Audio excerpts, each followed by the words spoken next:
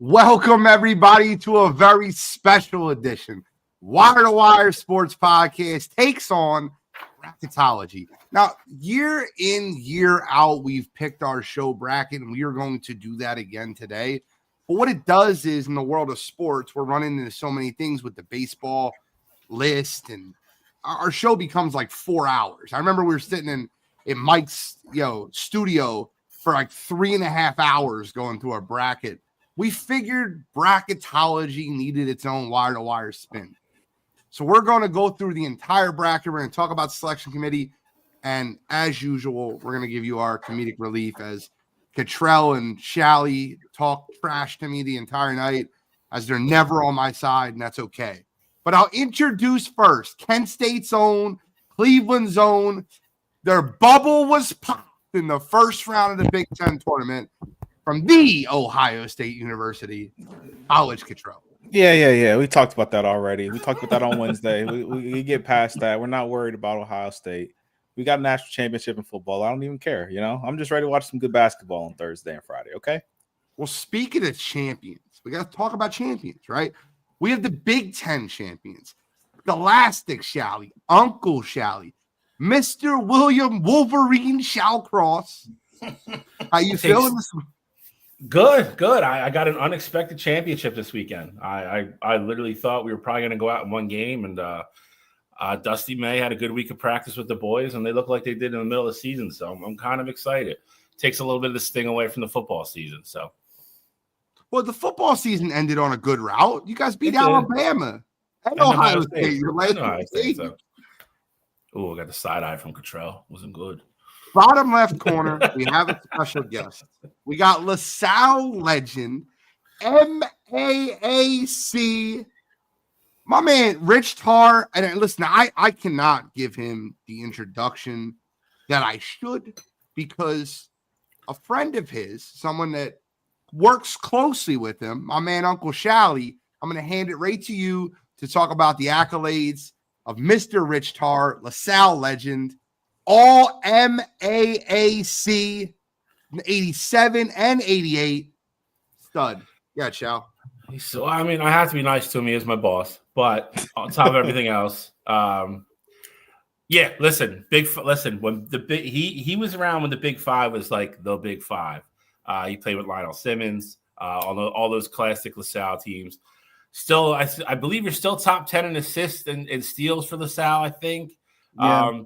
But again, all NIT, his senior year, all NIT tournament team, basketball savant. I would definitely say I've actually learned a lot from just talking basketball with him in the office. But he is a local legend. He's also one of the color play-by-play guys for the LaSalle Explorers now. So he's getting into this podcast game just like we are. He's got his own podcast that he just started. With another LaSalle guy that I'll let him talk about here in a second. But again, if you were around for the golden days of the Big Five, you probably know who Rich Tarr is. So Mr. Rich Tarr is joining us this evening. That's very kind of you. Normally people go, hey, do you remember Rich Tarr? He played with Lionel Simmons and Tim Legler. Legs. Tell us about your podcast, Rich. So Braun Holland and Braun played I played with Lionel for his freshman and sophomore year. Braun played with him his junior and senior year when they were really good. 30-2 team lost to Clemson up 20 at halftime and ended up losing. That would have sent them to the Sweet 16. So we started this thing. We both love LaSalle. We got into a little broadcasting, and then we decided to kind of wanted to promote the university and the team a little more. So we started to just, what we do is we do a like a pregame of every game. We do a pregame on YouTube of whoever LaSalle's playing and the game coming up. We did a really nice tribute to Coach Dunphy. We had Phil Martelli on. We had two of Dump's former players at Penn. We Jerome Allen and Curran. We had who else? Trying to think who else we had on. I'm losing my mind here for a second. So we got some time. Yeah, we had a bunch of people on, and the stories that came from that was just tremendous. And one of the stories was back in the day when Coach Chaney was playing Villanova, and they for whatever reason, Jay Wright and Villanova had to leave the next morning before the game. So Jay wanted to play the game at 12 o'clock at night. And Chaney's like, there's no way we're playing 12 o'clock at night. Not a chance. Right. And then so the way that all came about was Fran Dunphy had them both out his house for dinner and a few bottles of wine. And they ended up playing the game at 12 o'clock at night, and it was sold out at Temple. Midnight Madness. Yeah. I'll tell you this too. Rich's boy Braun has one of those phenomenal made for radio voices. You gotta give their show a listen. It's very good. I've listened to a couple episodes now. That man's got a voice for radio. He's gonna get them signed up, and he's just gonna carry Rich along, I think. But we just had Nick Sorensen on. He's a young kid who is coaching at LaSalle, but he is considered a mid-major guru. And I think he has like 50,000 followers or something like that. And he was kind of explaining to us how that came to be. But we just had him on at 5 o'clock, and we recorded an hour and kind of went over the show. And that was pretty interesting to get his take on all this as well. It's funny because Shally sits there and tells me how you work him like a dog all night. So he's there from 9 o'clock. You're leaving and doing shows at 5 o'clock. Listen, that's very true. He's not kidding me about that, because I have the Ring camera on and I can see when he's leaving, and he's often there. I don't want to say it, but I thought maybe he was sneaking somebody in there or something. I don't know. Hey, you're gonna get me in trouble. You're gonna get me in trouble. Liz isn't listening yet. I'm just kidding. Hopefully not. But before we get into the bracket, I do want to pick your brain on something, because obviously a job all near and dear, kind of to our hearts. Gene's a big Nova guy, actually. That job is open. Where do you think the Wildcats pivot, and where do you think they start their short list? Well, I've heard some names. I've heard Collins mentioned. I've heard Patino mentioned, the young Patino. Yep. And the guy that I like, actually, of course, I'm a little biased, is Odom out of VCU. His name's been mentioned as well in the newspaper for that job as well. Yeah, I like Odom a lot, and I think VCU is going to get a lot of love on this show. So we'll get into them in a little bit, but I've heard Martelli Jr.'s name starting to float around a little bit after the year he's had. That could be interesting. Listen, I don't think there's a chance in hell they hire, and I don't mean it against him, because I just think because he's a St. Joe's guys, and they're not going to hire a St. Joe guy to coach Villanova. They're just not. But I think he's well on his way to getting a bigger job for sure. And I actually thought that LaSalle, there was a chance that maybe but LaSalle moved really quickly. With their pick, and they kind of had their eye on this guy, and he came highly recommended. Brad Stevens from the Boston Celtics was one of the people that recommended him. He played for Bobby Huggins and coached with Bobby Huggins down at West Virginia. So he's a guy that's supposed to be really good with the NIL as well, which is a school like LaSalle is desperate for. That'll be good. I honestly think a lot of speculation has been around Chris Collins. That's the other one I missed, Collins. I think the speculation could be right. I think that Chris Collins could be in line for that job, but it'll be really interesting to see how Villanova turns. And the funny thing is this, right? I think, and I'm a Villanova fan. Like I have a store in Wayne. Jay Wright used to come into my store. Like at the Verizon store, right in Wayne, right by Villanova. It literally could throw a baseball and hit Villanova.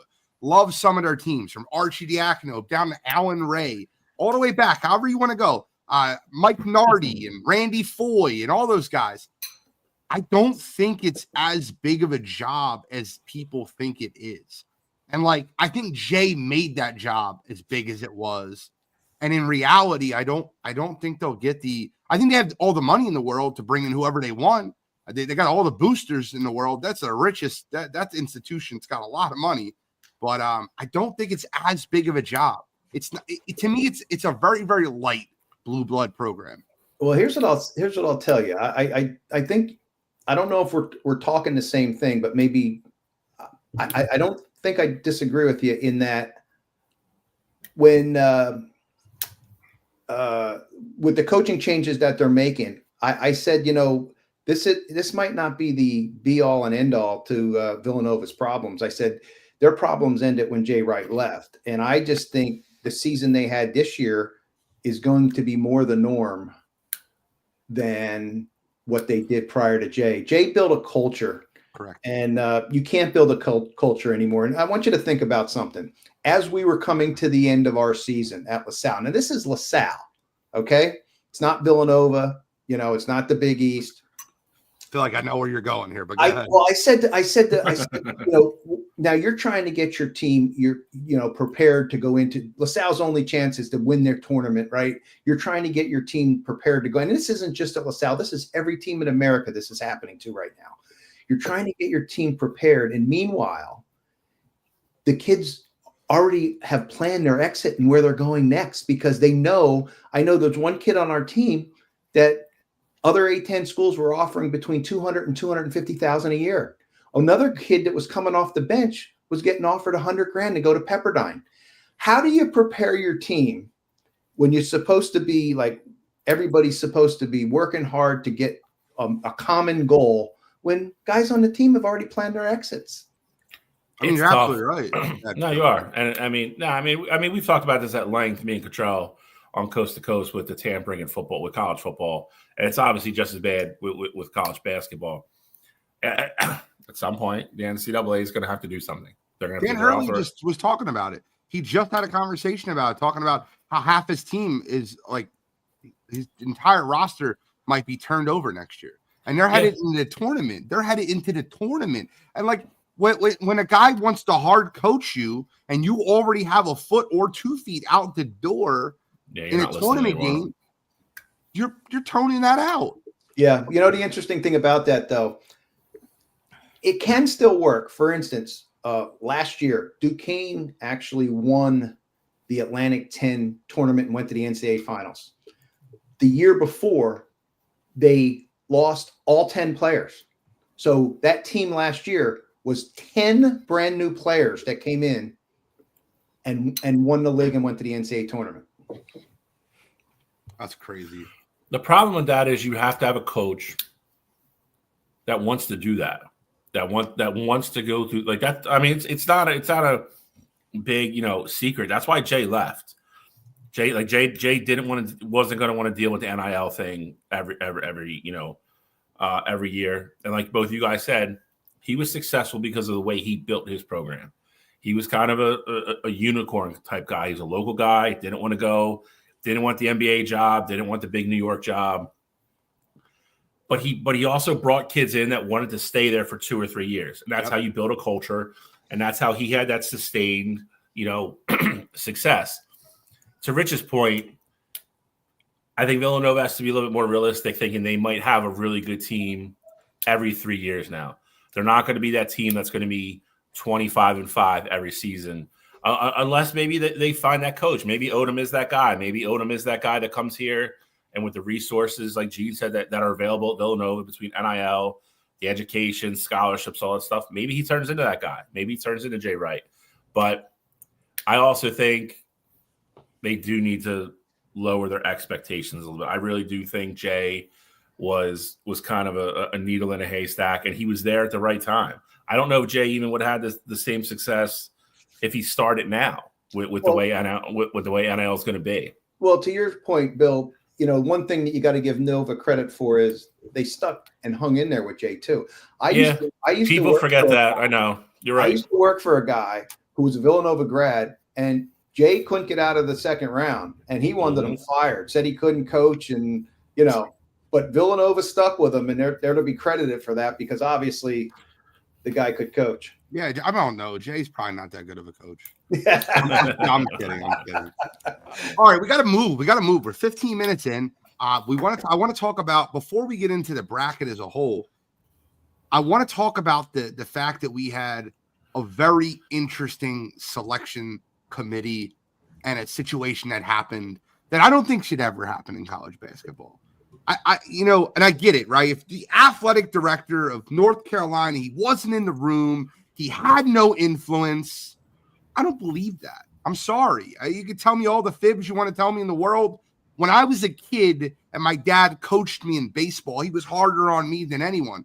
This is so much money for the university that don't give me I had no involvement. And these guys, you're helping them in so many different ways. You're leading the committee. And I get that the voting is anonymous and they all put in there. I don't believe it. I don't believe it one bit. And for North Carolina to make the tournament because of close losses, is that what you're telling me? Because they played these teams well? West Virginia's filing a legal injunction. Like, it's wild out there. 111 college bracketologists out of 111 projected West Virginia to make the tournament. 27 of the 111 projected North Carolina.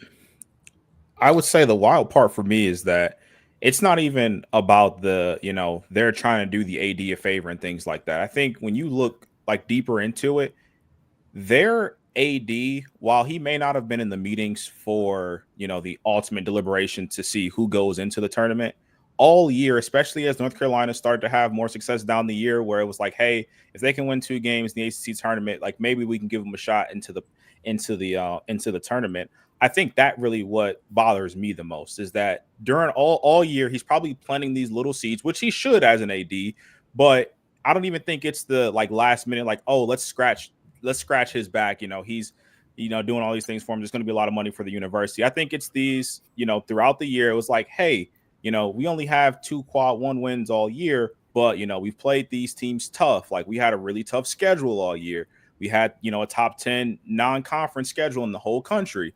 And, we shouldn't have that held against us if, we scheduled some lighter teams and, just beat the teams that we did in our conference. And, we're looking at a team that has 20 plus, 22, 23 plus wins as opposed to what their record actually is versus, those teams that are in the tournament. Like, the fact that you only have 1 win against a team that's in the tournament is absolutely insane. Like, that alone should, disqualify you from being in the tournament, in my opinion, especially when we're looking at teams like, we look at the AAC with UAB and Memphis. Like, if UAB would have won that game, like, they would have been in the tournament, and then Memphis would have been in, and they're telling us that, at that point UNC would have been out. I don't know how you can get to that point when all season West Virginia has shown you that they're a better team than North Carolina. Like, even going into before the ACC tournament, I don't think anyone was expecting North Carolina to be a team that was, unless crazy things broke a certain way, I don't think anyone was expecting North Carolina to be a team that deserved to be into the tournament. No, and I think the game for me, I think, is the Duke game. You pull the Duke game off and it gets to the championship, then at least I'll entertain the argument. No, they're in. They're in. They already need to win that game. They're in. I mean, it still makes them 2-12. It's still not, or 2-11. You got to win over AP number 1.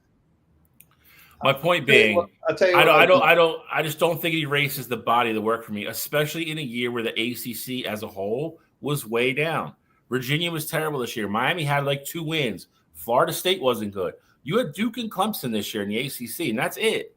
If you want to give me the argument that you believe in the ACC, you can't sell me that because Louisville's on the 8 line. So, if you valued the ACC and, North Carolina was just this team that was, facing some really good teams, then Louisville should be on the 6 line.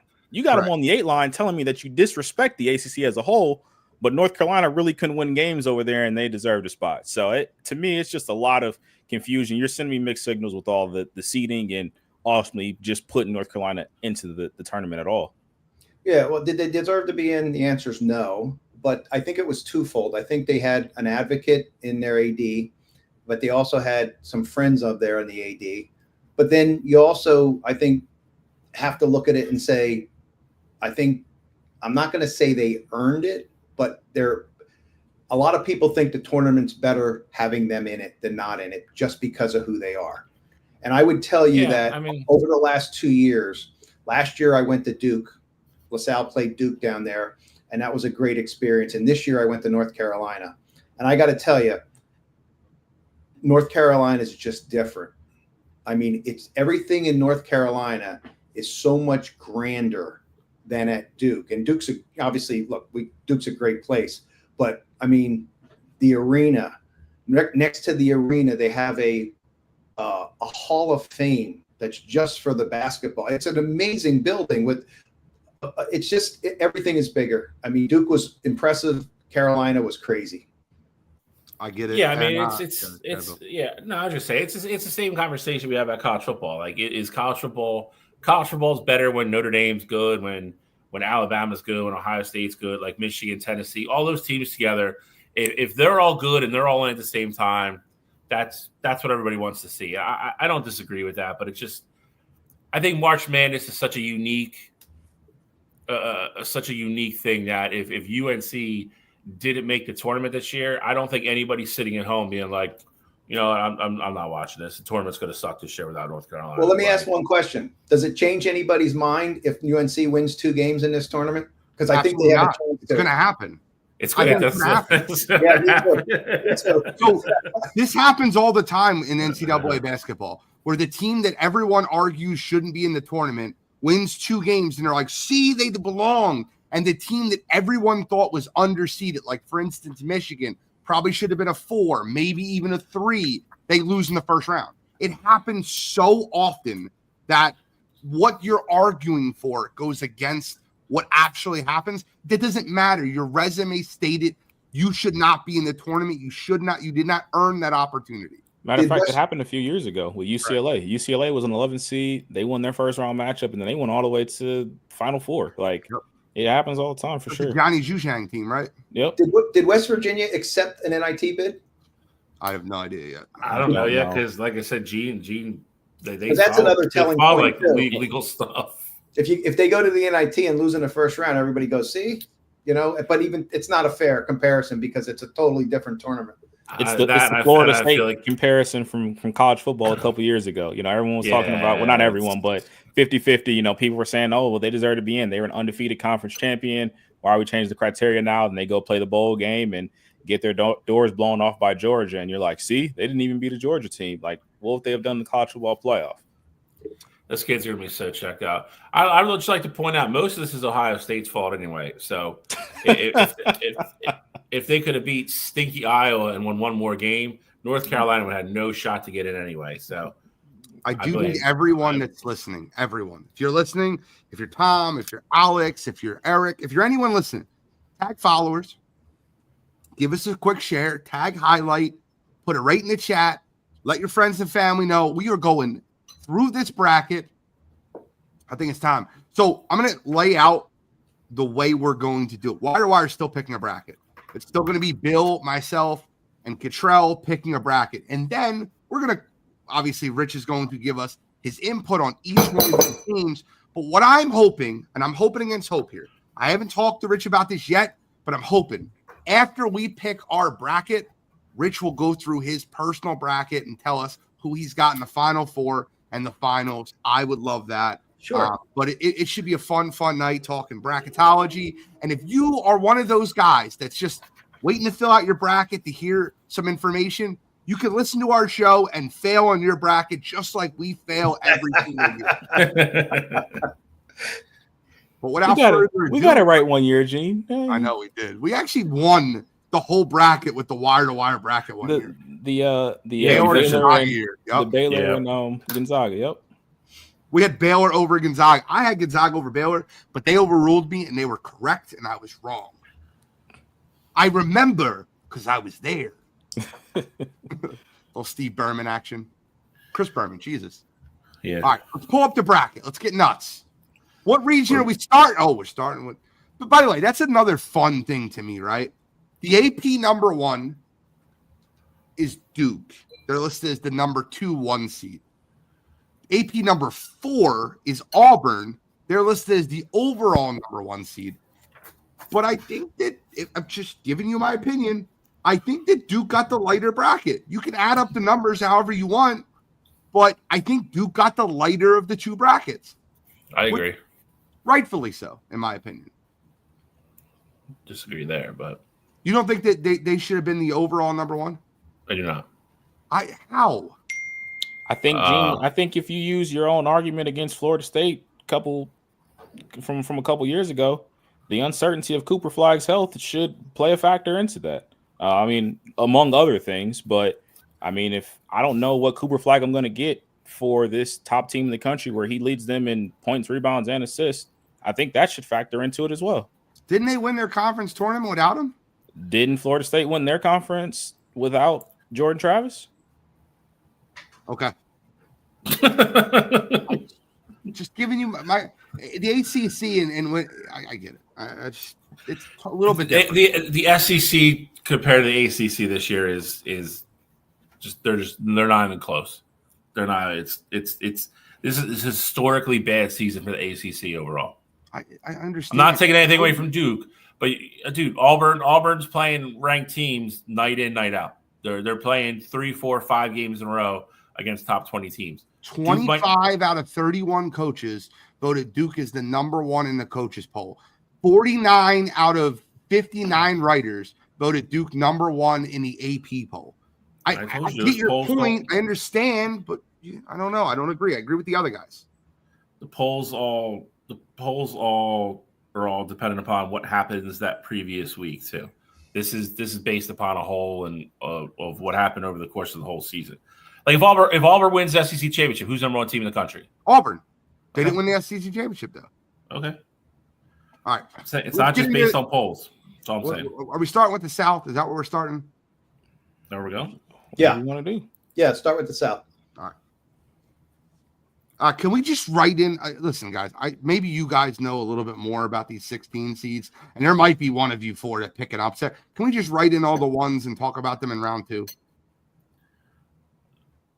Are we giving any credit to the play-in game? Who's the play-in game for Auburn? I think the playing game for Auburn is Alabama State St. Francis. Yeah, didn't St. Francis like 16 and 17? Like, aren't they below 500? No, I can tell you. Yeah. I think they're below 500. I don't care that much. Are we good, Control? Are you good? Yeah, I'm good. Yeah, you're right. They're 16 and 17. Control, are you good? Yeah, I'm good. Okay. I don't know. Like, is there a way to zoom that in a little bit, or?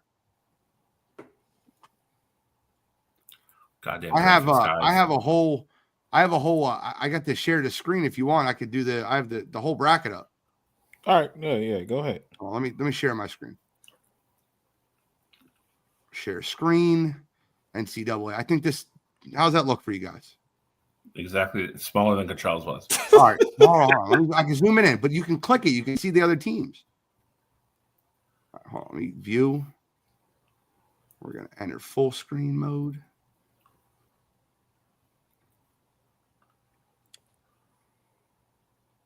Control plus. I'm trying to get it to zoom in a little bit here. This is why I like Control do this. Control had it bigger than this. Yeah, all right. Go ahead, Control. But his wasn't. It didn't look clickable. I couldn't see the 16 teams, the St. Francis, and go into the bracket. I got you. All right. Let's do that. We'll do this and go there.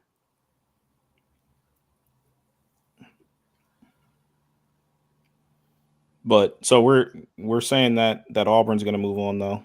Yes. that we're agreeing on. We're all good with that, right? No one's arguing that, right? Yep.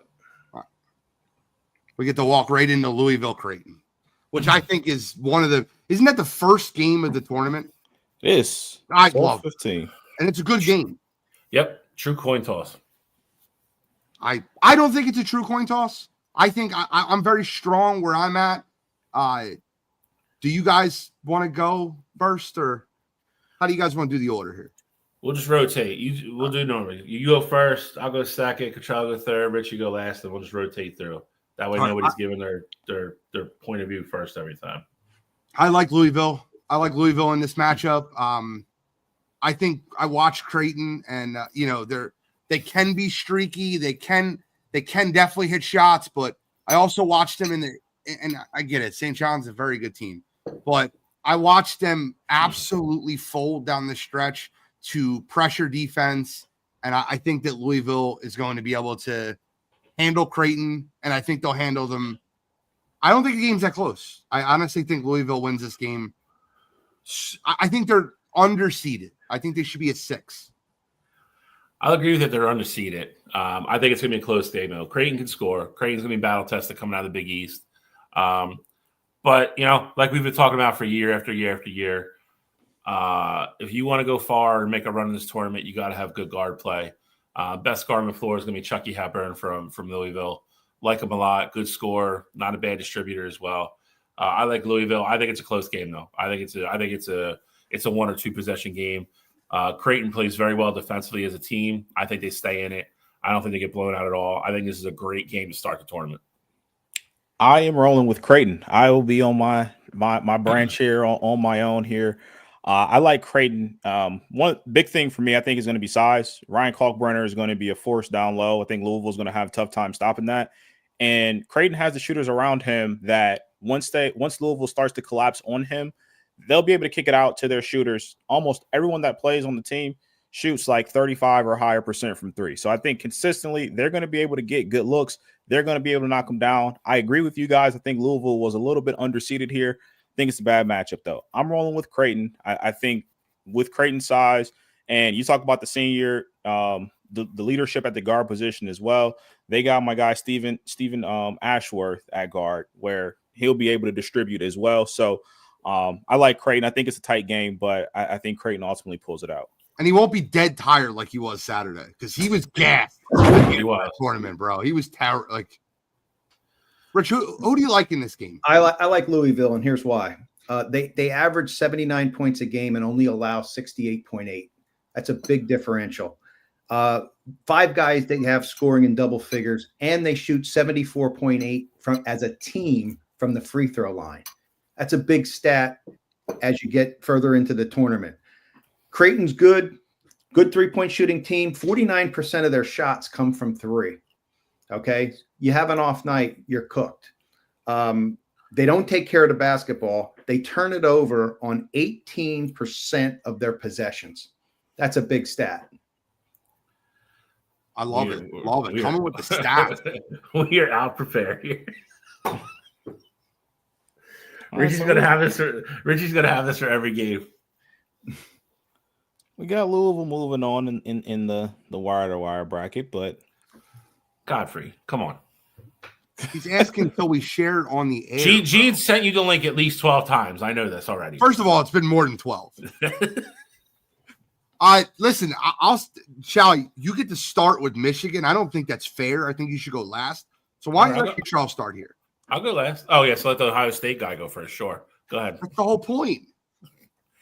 Well, for what it's worth, I mean, I was the one that picked Michigan to go to the conference title game, so I gave you guys more credit than you were letting on there. But in this matchup, I do like Michigan. I think Michigan is ultimately better team here. I think Michigan is going to take care of business. The one thing to watch out for that I always look at for these kinds of matchups, the 5-12s or your 6-11s, or where I think the big upsets can happen. 1 is the assist turnover ratio, and then 2, your 3-point output and like your efficiency there. UC San Diego is the 3rd best team in the country in terms of assist turnover ratio. So Rich was just talking about how much Creighton turns the ball over.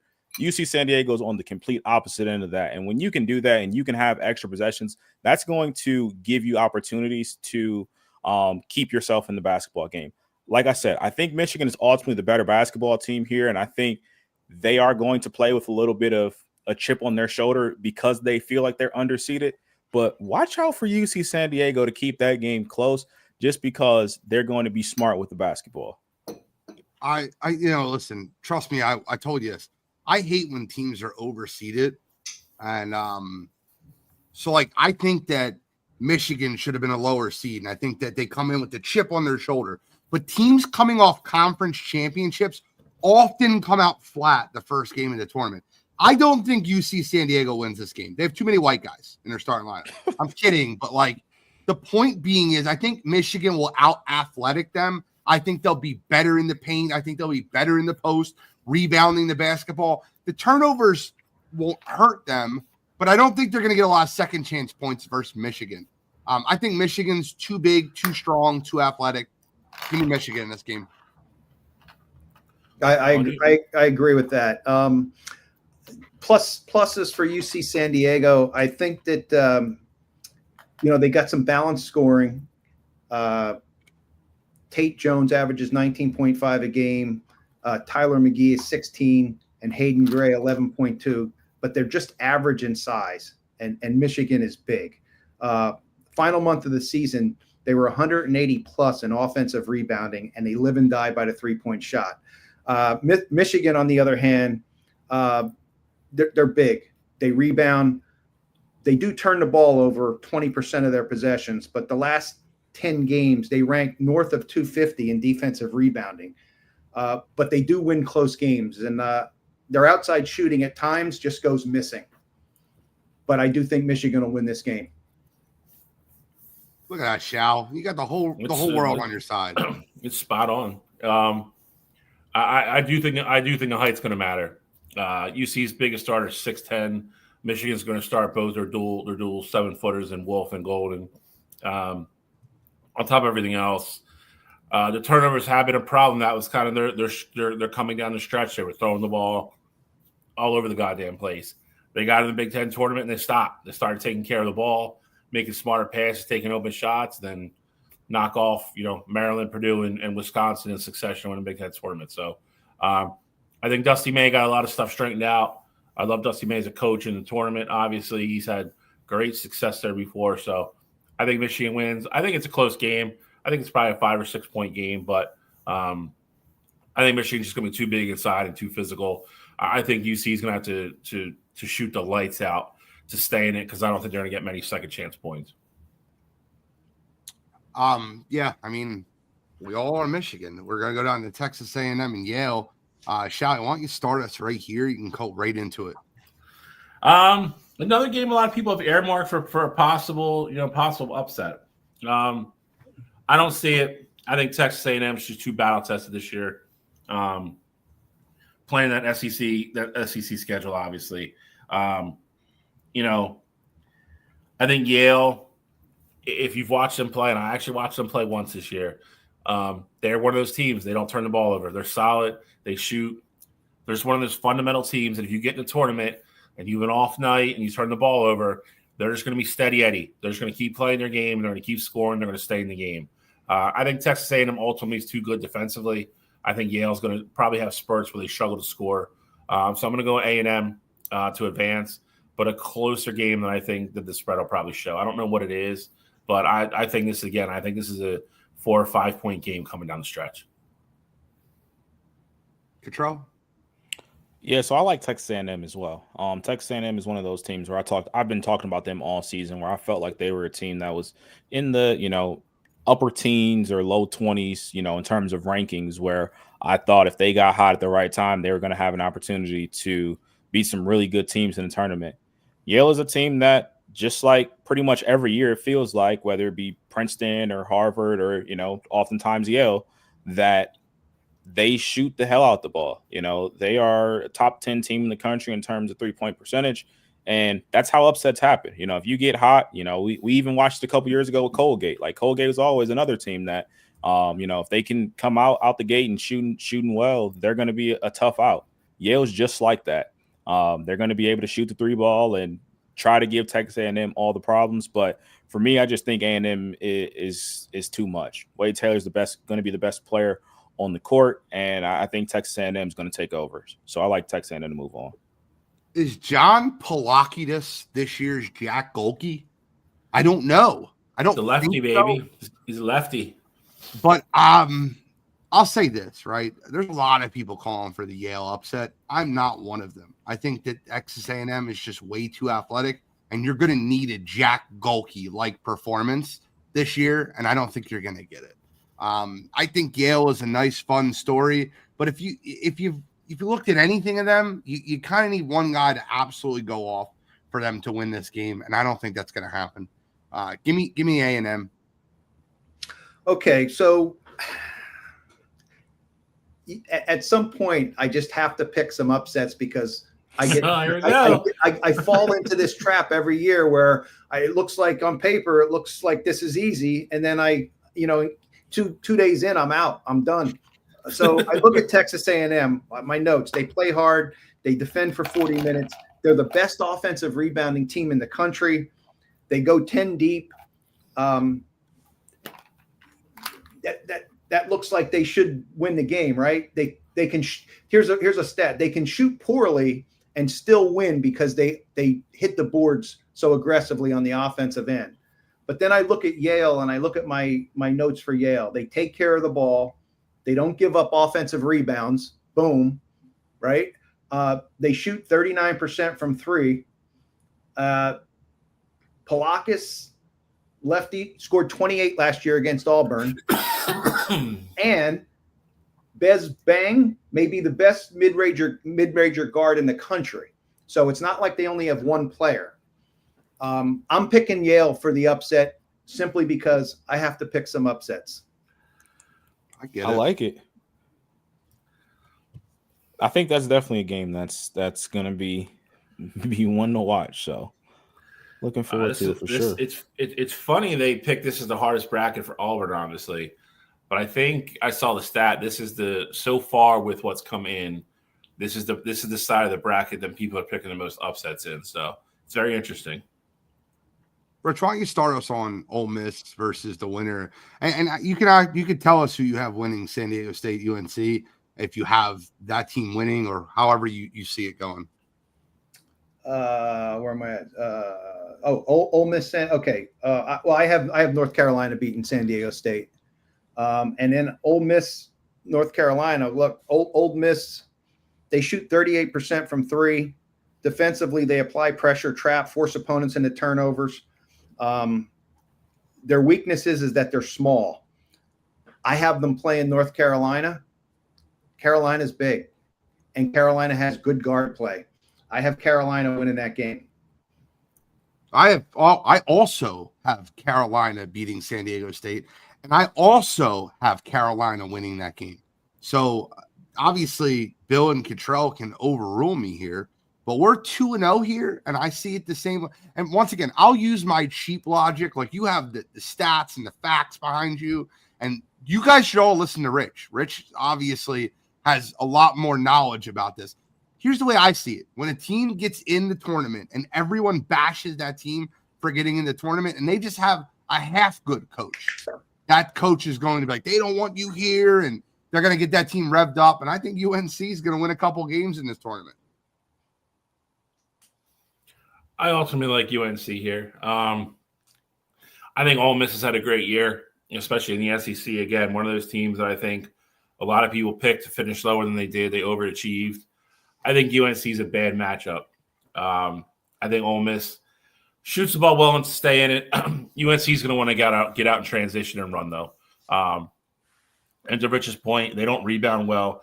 UNC doesn't particularly either, but they are a lot bigger. I think they're going to be able to get probably some cheap second chance points on the offensive boards over the course of the game. That stuff matters. I think UNC probably wins by 6 or 7 points, and they'll go on in the next round. But I agree with Gene as well. I think Hubert Davis will have those guys all fired up, say nobody wants you here. You have no respect. Everybody thinks you should be in the NIT, blah, blah, blah. I think they'll come out and play well. It's not a really good San Diego State team that we're used to the last 4 or 5 years. I think they take care of business there, and then I ultimately think they get through Ole Miss. Well, I'm gonna give it the clean sweep here because I also have UNC advancing. I think with UNC, I'm not going to be the dead horse here. I agree with most of what all you guys have already said there. And with Ole Miss, I think Ole Miss is a team where I look at it like just the big picture as a whole, right? So the SEC gets 14 teams in. Like, that's absolutely nuts. Some of them, and Ole Miss isn't one of them, but they have to be beat up over the grind of that season. And I think with UNC, with the effort that they're going to put in, not saying Ole Miss won't, like obviously it's a tournament game, but I just think UNC is going to be able to just beat them down. So I like UNC ultimately to advance over Ole Miss as well. Is Hubie Davis coaching for a job? I think with them getting in, probably not.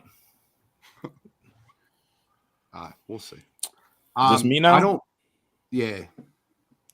So I think this is the one where, you look at it on paper, and I think before the tournament, you're probably like, oh, this is easy. Iowa State's a team that could potentially win the national championship this year.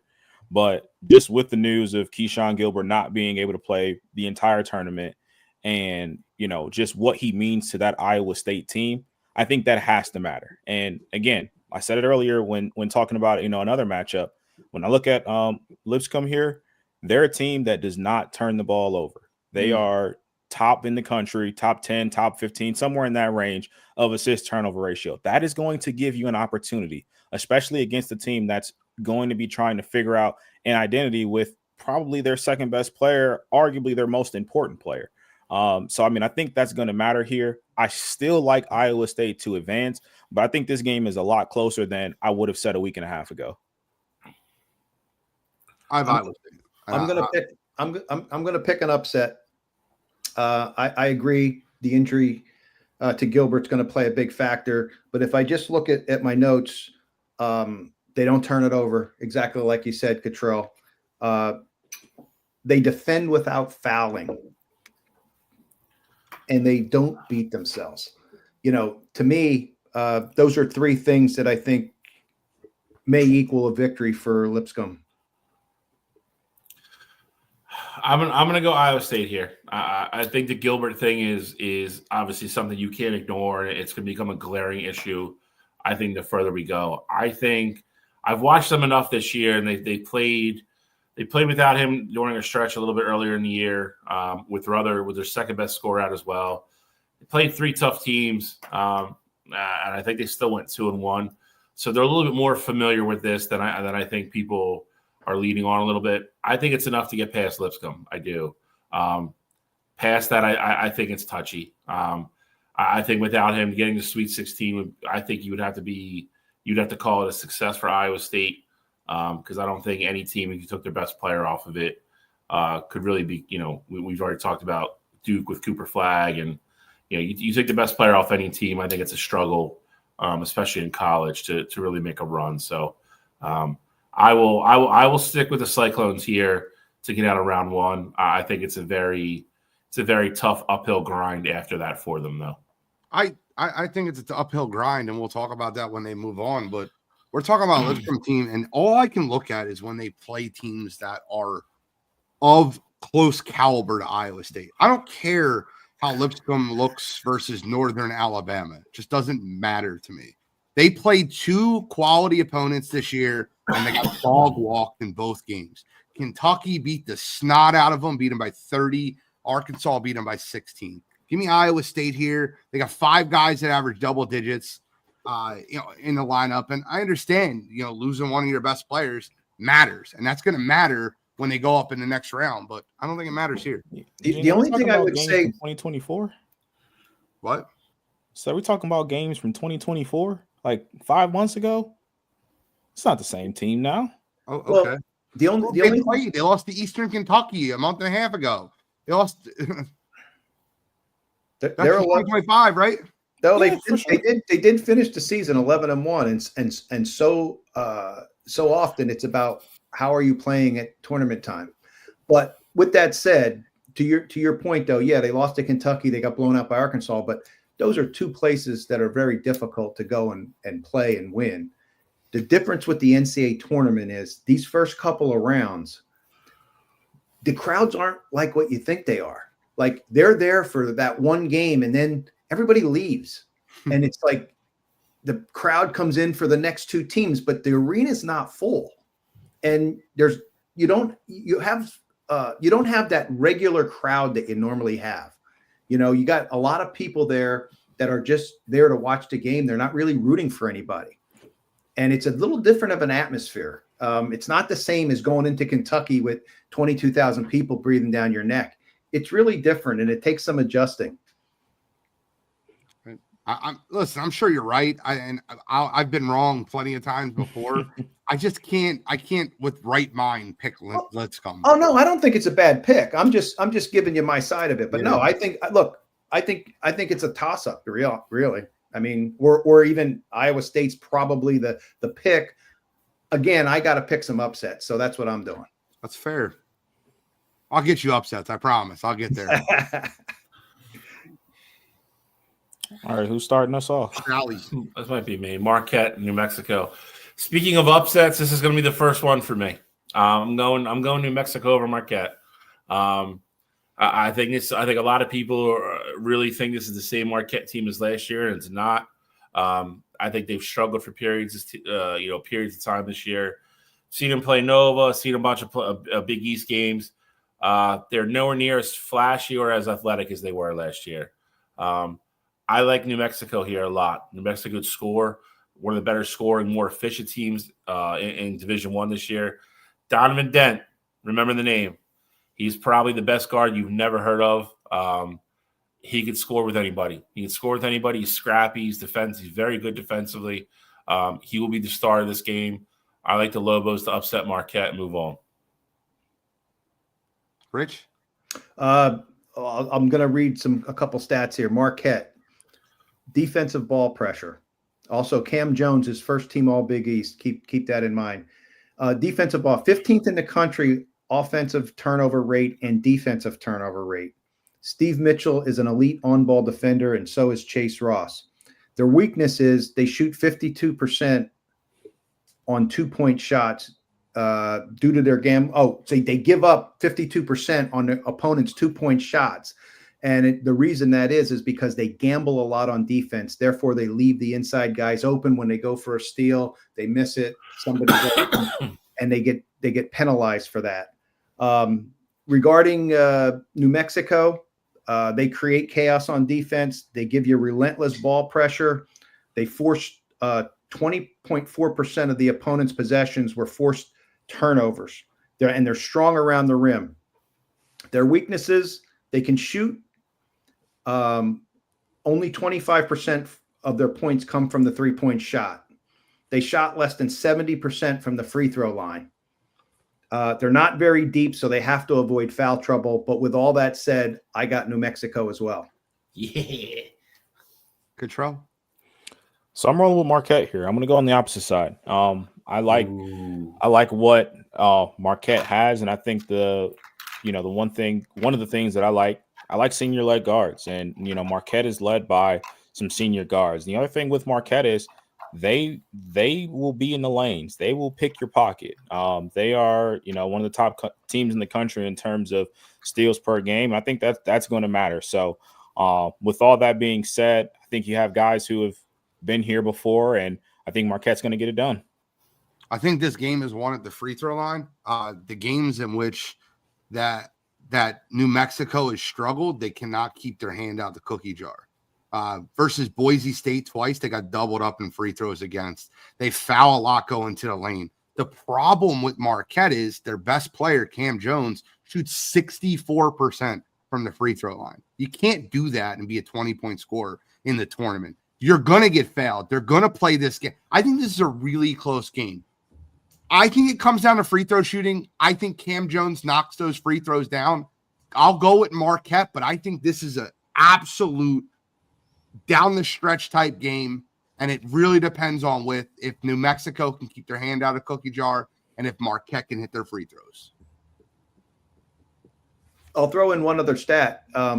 Shaka Smart is 10-11 in the NCAA tournament. And I just say that to say he knows what it takes to be there and win. You don't have to bring up Shaka Smart to me. That guy absolutely cost me like $43,000. Coaching for Texas when they lost to Abilene Christian. Not a joke.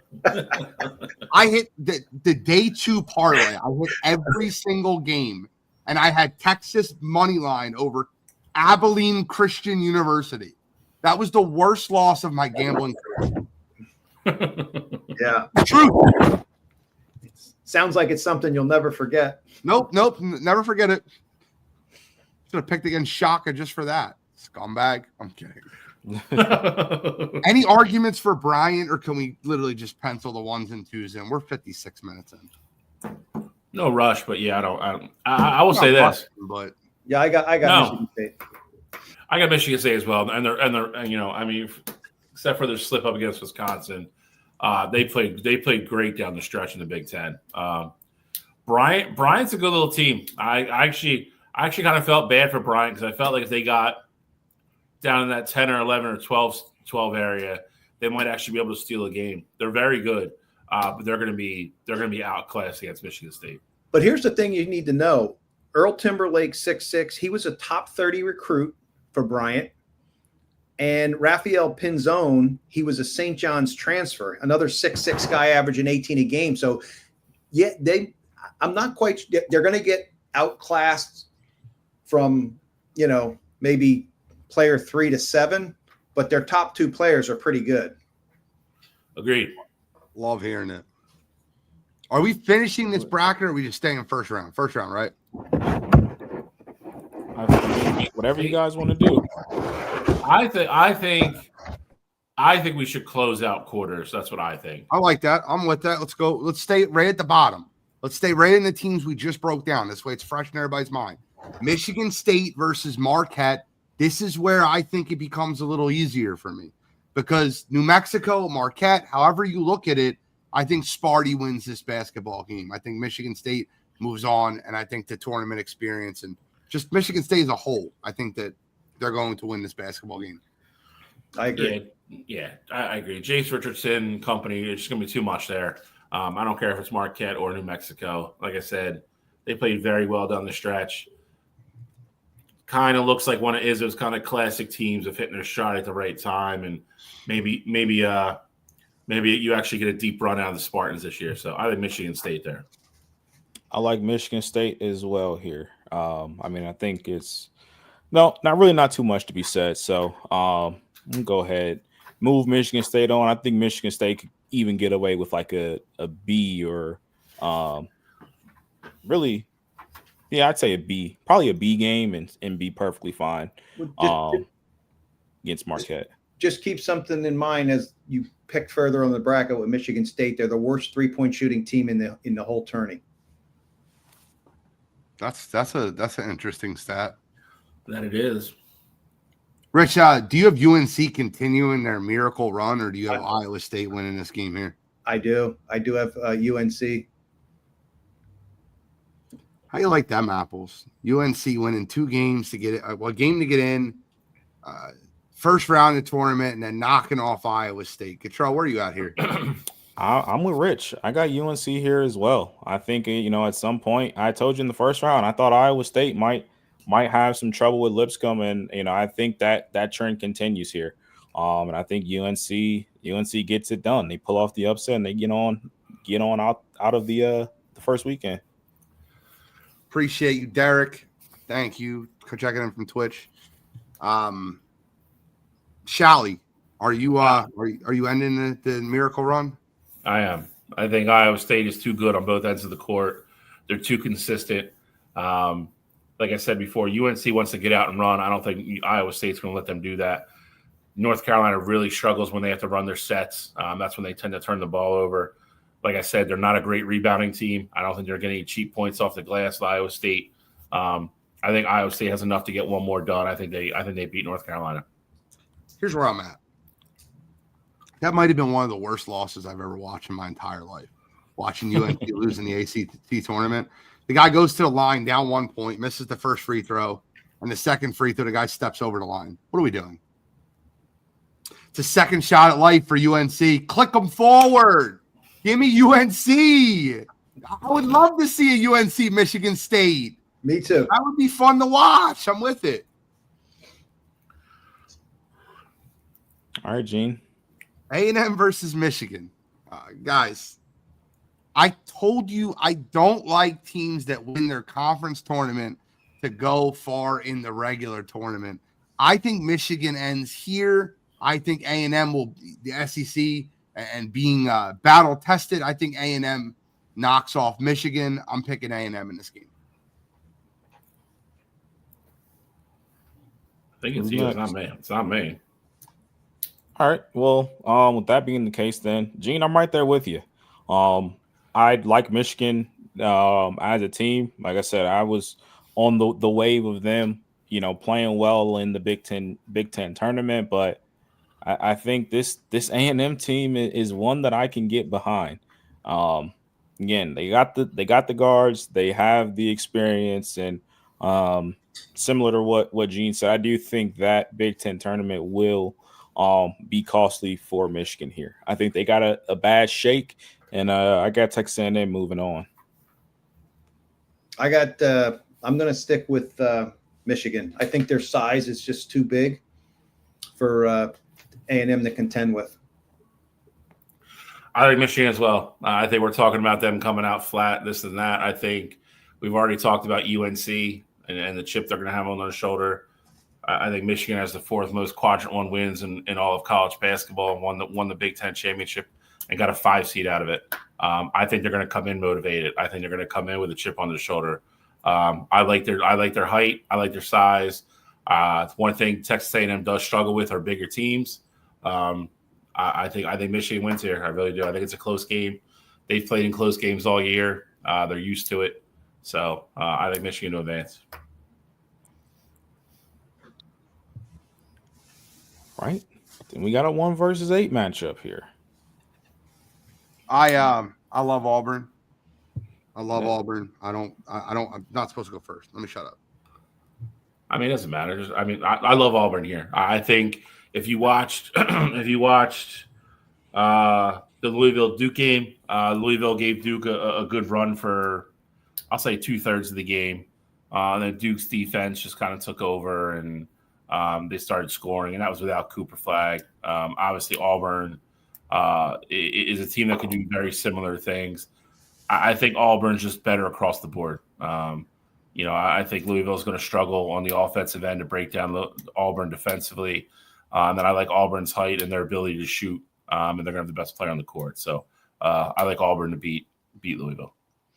I'll go next. I like Auburn as well. I think their first round loss to Yale is going to be a big factor this year in the tournament. I think that they have 5 guys that average double figure, and their 6th guy, Chaney Johnson, averages 9.3. So they almost have 6 guys averaging double figures.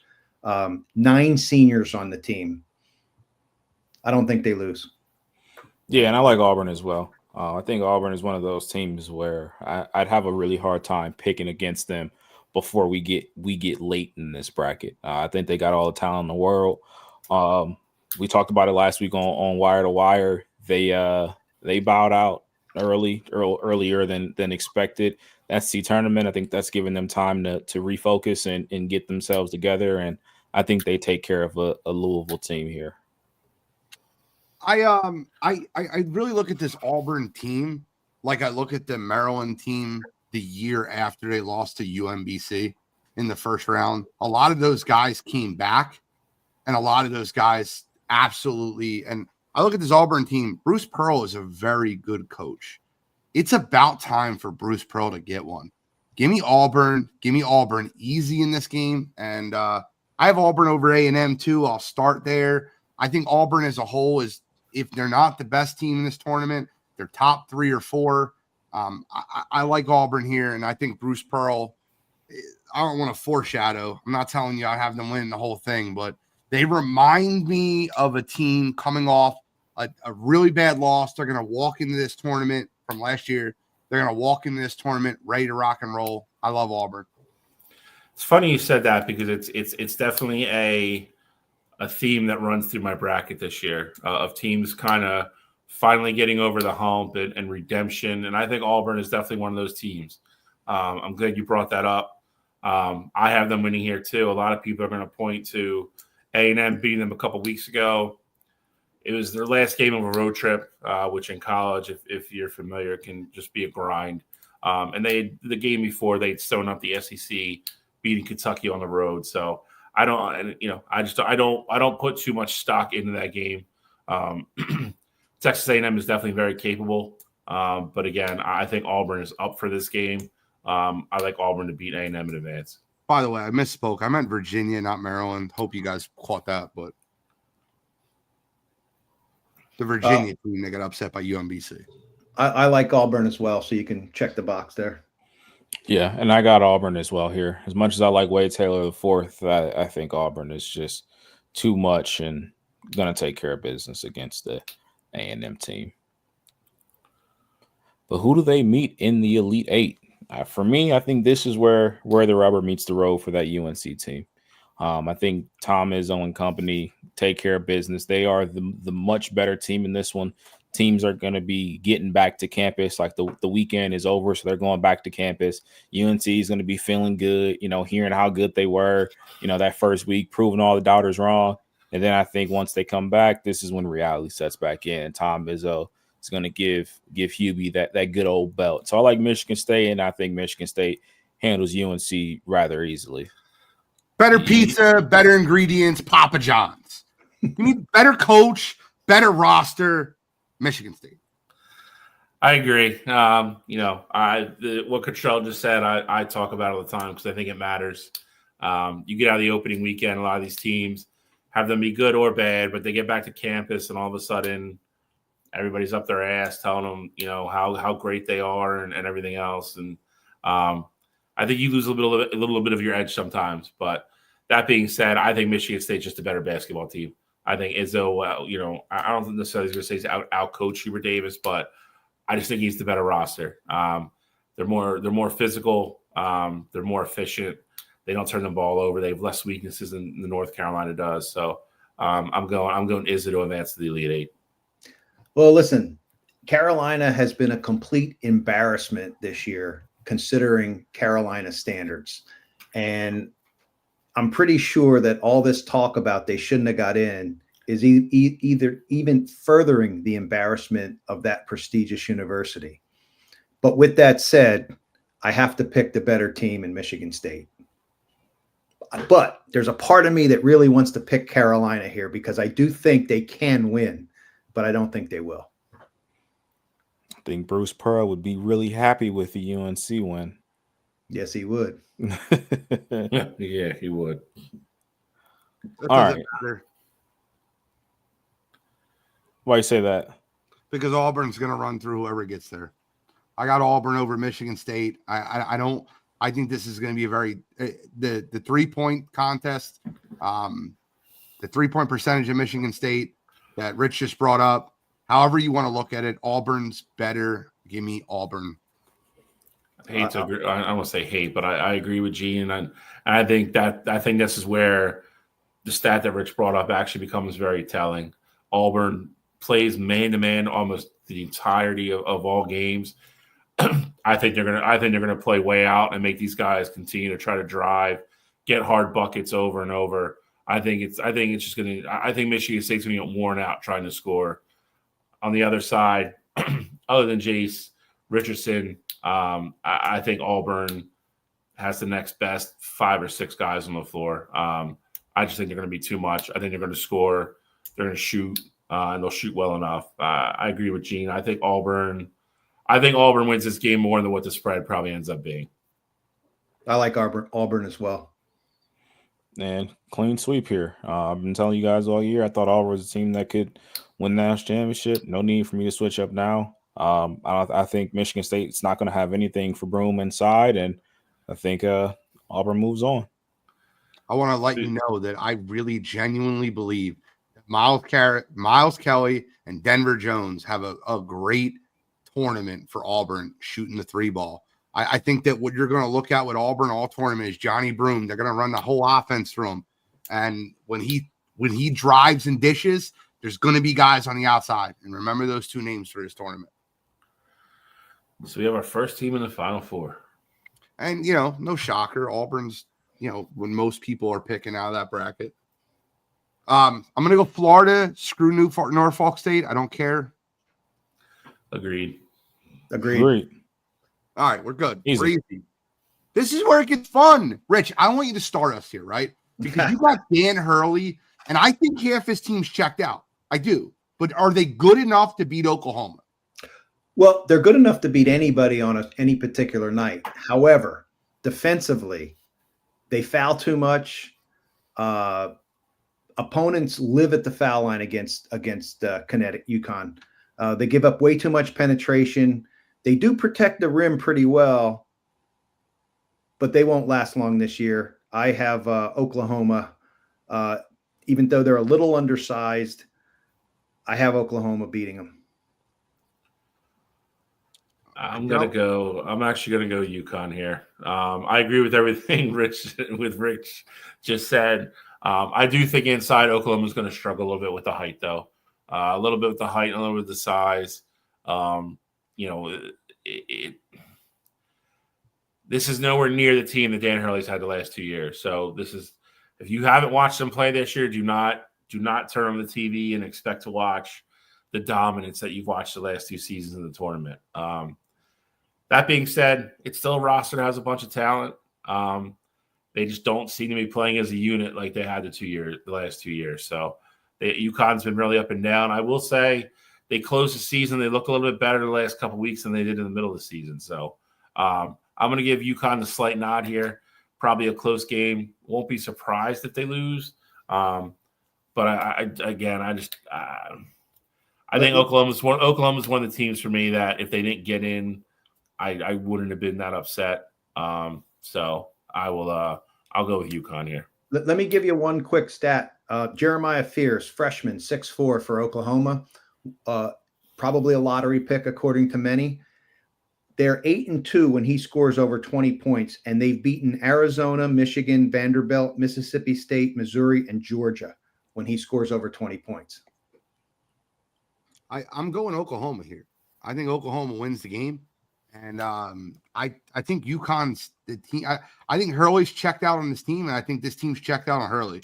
And he's a great coach. But to make a comment about half my team is going to be out the door already, they've already had different commitments. To make a comment like that after your team loses in the Big East tournament is very telling. So I'm going Oklahoma here. I think UConn's checked out. I'm not disagreeing with what you said there. I think, UConn may have players that are checked out. And I don't think he would have said that if, either he didn't believe it or if he didn't think that could fire the team up to essentially prove him wrong. But I think Dan Hurley, the competitor that he is, I know how much he hates to lose. And, you say a lot about a lot of people, but just his DNA, literally fresh off of watching his E60, about him and his brother, Bobby, and just that competitive nature there. And I think just with his skill set in general, I think Dan Hurley is good enough as a coach to get him a game. And so for me, I think when you have that edge and, he's had the time to, put together a game plan for Oklahoma, I think I would be doing him a disservice if I didn't pick UConn here. So I like UConn to win the one game, but and it's not because they have better players. It's not because, I like certain matchups. It is solely based on the fact that I think Dan Hurley is going to coach his team to a win, put them in the position to be successful to stop Oklahoma. Bill, you had UConn, right? Yep. Moving on. All right, so we got Memphis and Colorado State. Again, I know all the time people love the 12-5 upset. For me, this isn't happening here. Memphis is a team that has been Jekyll and Hyde all year in terms of, some weeks they look great. Other weeks they look like, they're begging to get beat. But I think this Memphis team is too talented. And, I've been watching this Memphis team literally all the way back since the Maui Invitational, where they played, ironically enough, UConn. And that was when I became a fan of PJ Haggerty. PJ Haggerty is a guy who I think can absolutely take over this game and potentially take over this tournament. He's one of those players where you have to know where he's at all times. And I think, he can go on one of those great runs where we're talking about a Memphis team that could potentially make a deep run. So for me, I like Memphis, and I like them to take care of business against Colorado State. So I promise you, if you watched Wire2Wire earlier the first time we talked about college basketball, we talked about Memphis. We were the first ones to talk about Memphis. I like Memphis as well here. PJ Haggerty, which Cottrell already mentioned, he scored 42 in the game. I want to say it was against Wichita State. Somebody can fact check me on that. But they are a team. The only thing that worries me about Wichita or about Memphis is they like Cottrell mentioned, that they go through lulls where they look very disinterested. And that is, you would hope that wouldn't happen, in a tournament, but sometimes it does. And that's the only thing that kind of worries me. Colorado State is a very good team. They finished the season on an absolute tear. I think they won their last 11 or 12 games. And they are definitely capable of pulling this upset if Memphis doesn't play well. But I think if Haggerty and company come to play and they stay out of foul trouble because they're not an extremely deep team, I think Memphis to advance here. They're very athletic, very good at driving to the basket. I like the way they play. I like Memphis here to advance as well. I'm on the opposite end of the spectrum. I'm going with Colorado State. I think that this game comes down to what, Tyrese Hunter's not playing for Memphis. They don't even know what's going on with him. He's ruled out. Nick Clifford from Colorado State is their all-world player. The guy is a senior guard. You have a senior guard, Nick Clifford, 6'6", versus sophomore. Listen, PJ Haggerty is a very good player, but missing Tyrese Hunter, a good Colorado State team, and Nick Clifford, give me the Colorado State Rams. Nick's a very good player. He's a forward, though. He's not a guard. He's listed as a guard. I'm pretty sure. He is listed as a guard, Bill. He's 6'6", but he's listed. They do list him as a guard, and maybe that's for NBA reasons. But maybe he plays 3 a lot. But go ahead. I'm up. So Colorado State, Clifford is tough. 19 points a game, shooting 50% from the field. He's a 3-level scorer, can shoot the 3, mid-range game, get to the rim. But the problem I see is defensively. They're giving up 36% from the 3-point range. They also turn it over on 18% of their possessions. And they ranked outside the top 220 in 3-point percentage. So when I look at Memphis, I see one of the best backcourts in the country. Hunter and Rogers are both capable of getting you 25 points on any given night. The only problem is Hunter was injured in the semifinals and missed the final game of the tournament. So here's another stat that college basketball, they like to look at 3 major keys. And this is a weakness actually for Memphis. There's 3 keys that you want to have. It's shooting the 3, forcing turnovers, and defensive rebounds. Memphis only checks the box on shooting 3s. I do like Memphis to win this game, but I don't think they're going to get to the Final Four. We'll start with the next game. Look, I'll be the only one on my call. By the way, I want you to check my bracket, bro. Colorado State will be in the W column for me. So my bracket, I'll have Colorado State.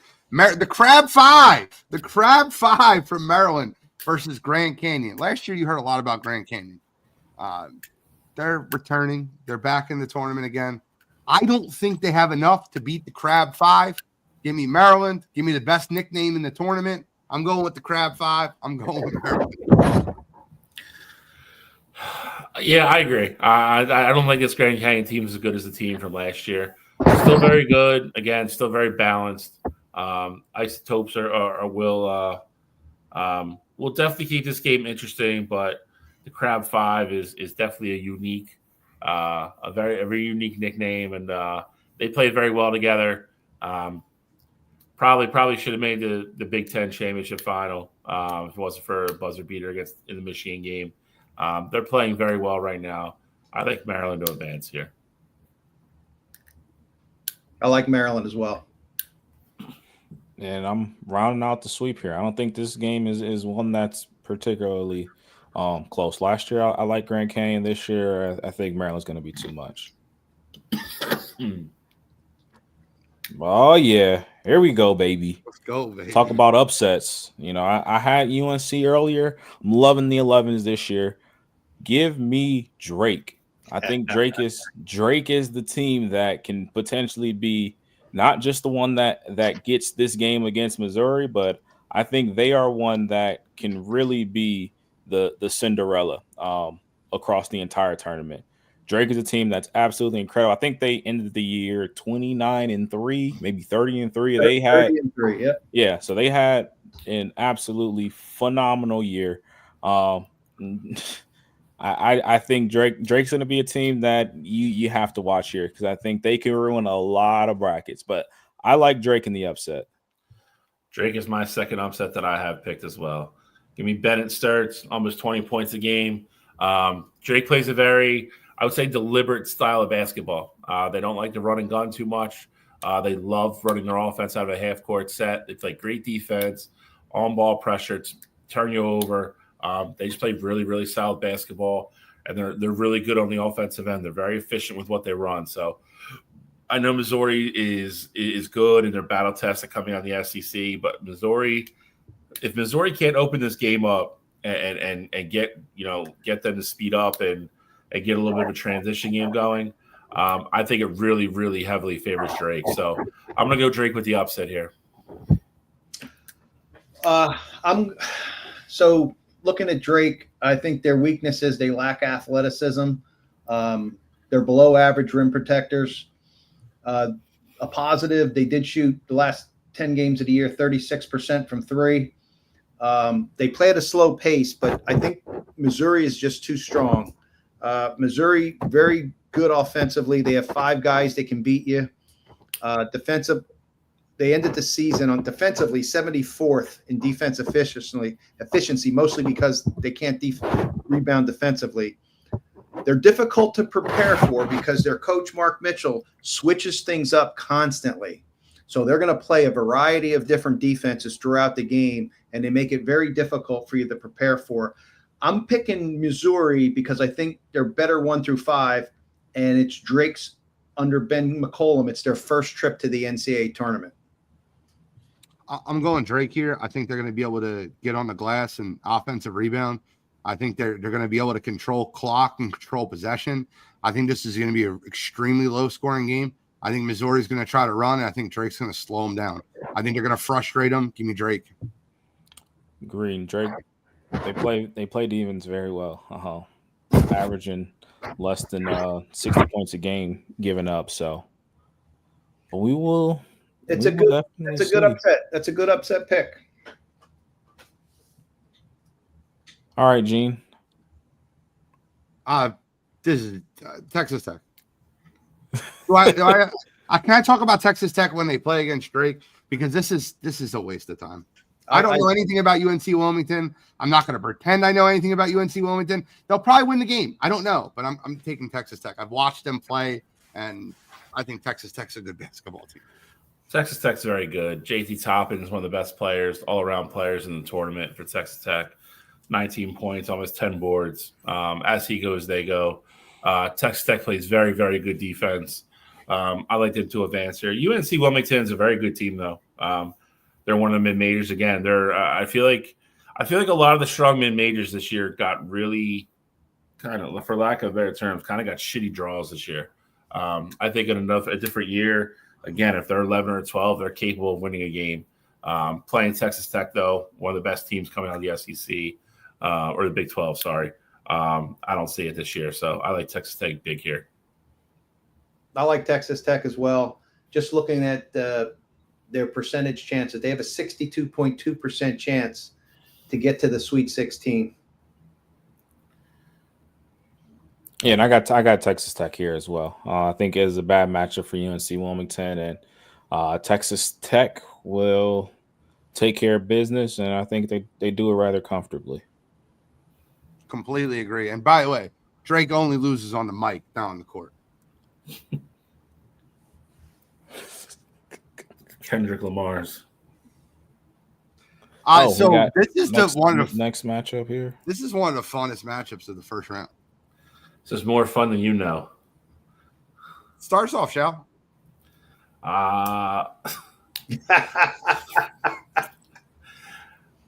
Richie gave me some insider information on this today. I hate that I'm going to pick Kansas in this game because they've played like absolute dog shit the last month and a half of the season.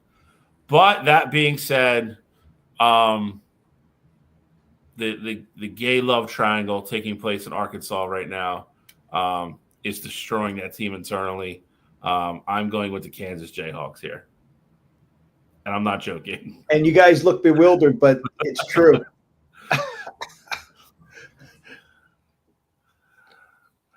I don't know how to respond to that. It's just, that's definitely news. I'm going to go Arkansas in this game because I really want to watch Calipari versus Pitino in the next round, and I'm just looking forward to it. Look, I'm going Kansas here as well. Not for the reasons that Bill's going with them, but end of the day, I like Zeke Mayo. I think Zeke Mayo is going to be the difference maker in this game. Kid that had experience from last year playing with South Dakota State, and I think that's going to carry over to this game here. I know Kansas hasn't been playing great, but I think Zeke Mayo is going to lead Kansas to a victory in this one. I'm going with Kansas as well. Richie knows all the details. That's all I'm saying. All right. Well, just are we penciling in St. John's here over Omaha? Is this consensus here? Yeah, I'm glad Gene's finally coming around with St. John's wagon, though. I mean, I don't know if I'm coming around. I haven't beaten Omaha, and I haven't beaten Kansas because Hunter Dickinson's a proven loser. Like, that's it. They're very good, dude. But I watched St. John's play. They look good versus Creighton. Their defense definitely pumped it up down the stretch. I'll take St. John's in this game. I think Kansas is a bunch of losers. I'm not going to argue with you on this one. I think Kansas is definitely one of the more disappointing teams this year. I think they started the season number 1, did they not? Yep. And they just have not played well. They've had a couple injuries here and there, but the team has just not come together like I think everybody thought they were going to. St. John's is very, very good. They have a great coach. In Pitino, they play very tough defense.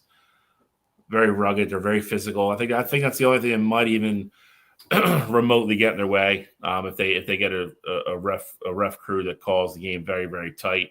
But again, I don't think that's going to matter even in this game. So I'll take St. John's here. RJ Lewis Jr., and just to be clear when I say this, RJ Lewis Jr. is like oatmeal, bro. You heat him up in a microwave and he gets going. He had 27 of his 29 points in the second half versus Creighton in the Big East Championship. But the one thing you're absolutely right about St. John's is, and I don't even think it's a officiating crew that just calls it normal. They are extremely handsy.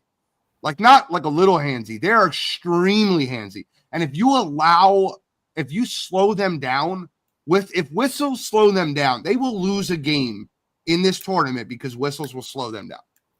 There's a couple teams like that. I know we talked about it so much in the past with like Houston. And again, they're the same. They're way worse.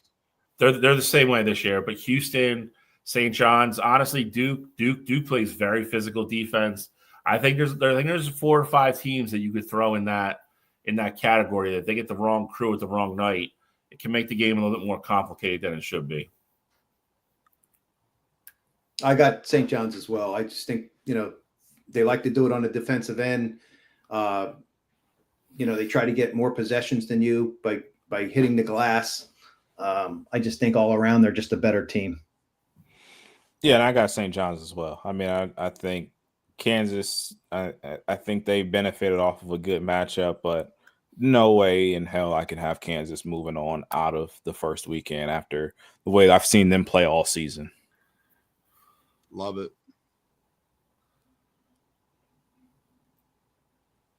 All right, so the 11-3 matchup here, as much as I want to pick Drake, I really want to pick Drake here. I think Texas Tech is ultimately going to move on.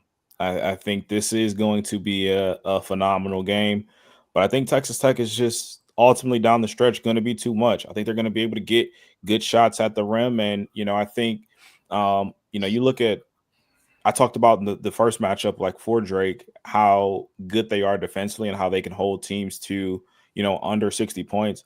I think Texas Tech is a team that's capable of pushing this number into the high 70s, maybe even 80s. And then at that point, you're looking at Drake having to play their absolute best game to take out this Texas Tech team. So I like Texas Tech to move on to see St. John's in the Sweet 16.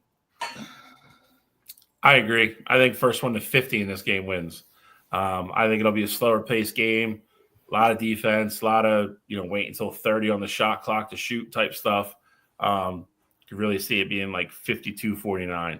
Still think it'll be a fun game to watch. It's going to be a very good game. But I think Texas Tech again, with that defense, I think they score a little bit easier than Drake does in this game. And I like their experience and I like their defense down the stretch.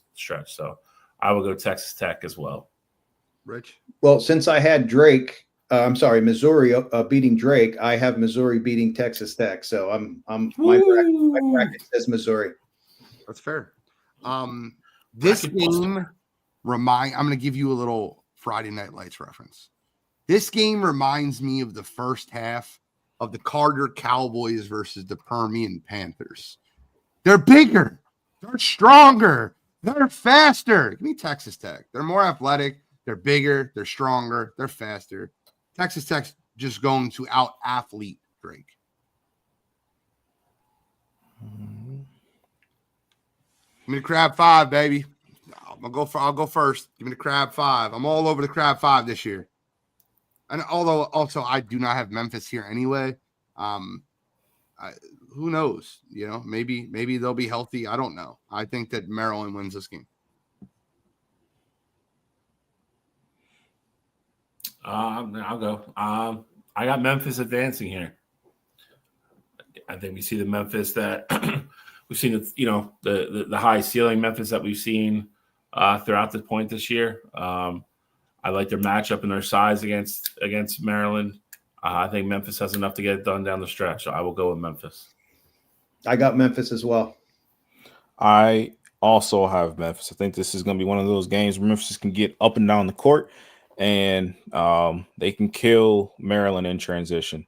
Kind of saw that with throughout the Big Ten tournament. I think Memphis is a team that is going to love running up and down the court against Maryland. So I like the matchup, and I think Memphis moves on.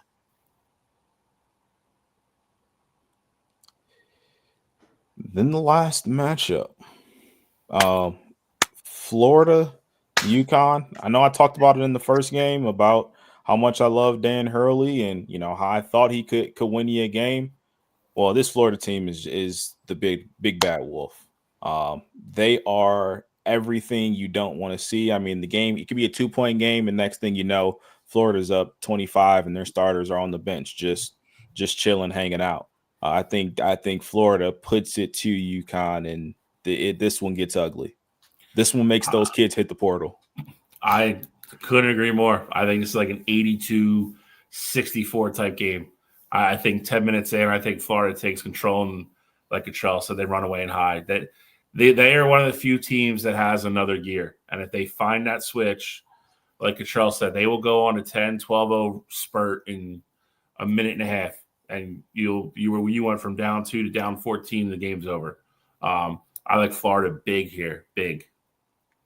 I like Florida. Walter Clayton Jr.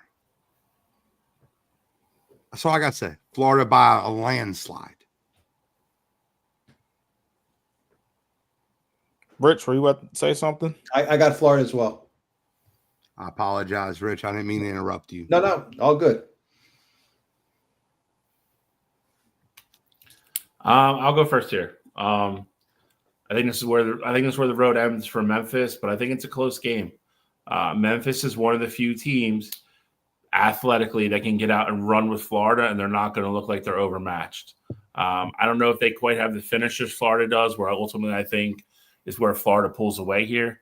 But Memphis is a team that's not going to shy away from getting into track meet with Florida. We saw them do it earlier this year with Kentucky and beat them. They are more than capable of doing it. I think Florida is just playing too well right now. And if I had to pick either one of these teams to get a defensive stop, I'm obviously going to pick Florida over Memphis. I like Florida's big, so I'm going to go Gators here. Walter Clayton Jr. I'm telling you, the man, if you watch him in the SEC tournament, that guy was all world. Give me Florida, man. Rich? Yep, Florida. I got Florida as well. Don't really want to say too much. I think this Florida team, I mean, they showed you in the SEC tournament that they are going to be really, really tough out. But I got Florida moving on as well. But let's go down here. We picked St. John's already, right? Oh, we didn't pick that game? We did not pick this game. Oh, wow. I like St. John's. I like St. John's. Again, I think they score easily than Texas Tech does. I think both teams play great defense. Patino in the tournament. Give me St. John's. JT Toppin cannot do enough versus that pounding. And by the way, even if they call the game physical, Texas Tech is just almost as physical. So I don't think that you're going to have a leg up on St. John's there either. So give me St. John's no matter how they call the game. Richie? I have St. John's as well. All right. And then I also have St. John's. I think St. John's is a really tough team. And, I mean, I think they're going to be too much for Texas Tech. So I got St. John's moving on. Walter Clayton Jr. Chomp. I'm done. I ultimately have Florida advancing to the Final Four as well. Again, I think in a half-court game, I think it's a little bit of an advantage to St. John's, but I still like the way Florida protects the rim and plays defense. I think they're going to get out and get a transition. I don't think St. John's has the athletes to run up and down the court with them for 40 minutes. So I like Florida in a closer game. I think it's a really good game. This might be the first real like instant classic type game because I think Patino will come up with a game plan to keep St. John's in this game. So I like Florida, but by the slimmest of margins, and I think it's a great basketball game. I think it's going to be a great game as well, but I ultimately like Florida to move on. I think this is, in my opinion, I think this will be a bad matchup for St. John's. I mean, I think normally they're the team that likes to try and bully you with, the aggressiveness and then also with the turnovers, the pressure. Like they want to be the ones that go on like that hot streak and go on those streaky runs. I think with a team like Florida, Patino may try to, hold the timeouts, like to try and see if his team can get out of it. And I think ultimately it's going to be too much. I think Florida can run away with it literally at any point in that game. I'm picking Florida as well, but I got to tell you, there's one thing that concerns me. They have had a bad habit of getting off to slow starts, and that's a concern. They were down 20 against Missouri, and they ended up losing that game by 1. They also trailed Georgia by 26 and ended up losing by 5. It's a concern as we get to the Final Four for me with Florida. I do think they're going to be good enough to beat St. John's, but that's a big concern for me. We are so chalk. We are so chalk. Me? I mean, I get it. When you have 2 out of 3 people picking a bracket, it's going to be very chalky because people have their own upsets. But this is a very chalk. We're very chalk. Duke. I mean, it doesn't. This game doesn't matter if Cooper plays or not. So Duke. I think they need to play him, not to win, but I think they need to play him to kind of get him. I think he should be very limited minutes, but just to get him some action before they have to play the next round. If he's not 100%, he's not stepping on the floor for me this game. That's how I feel too. I agree with that. Let that ankle heal, man. Yeah, it'd be one thing if it was like, he hadn't been on the court in, a couple weeks or, a month or something like that. But he's been playing all year and, he just missed a couple games and it's an ankle injury. It's not like he's not shooting. So for me, I'd let him rest as much as I can. But we like Duke to move on. This is why I want to play him. This is why I want to play him in the first round. I'm going Baylor here. I'm going Baylor over Mississippi State. I think Baylor is going to be a tough out in this tournament. I think they're going to give Duke. I don't want to foreshadow, but I like Baylor in this game. I like Baylor as well. I think Baylor is one of the sneaky teams that played really, really well the last month of the season and nobody talked about. They were out of the rankings for a while and made themselves all the way back up into mid-teens.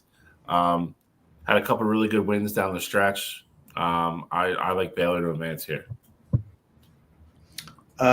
In my bracket, I have Mississippi State.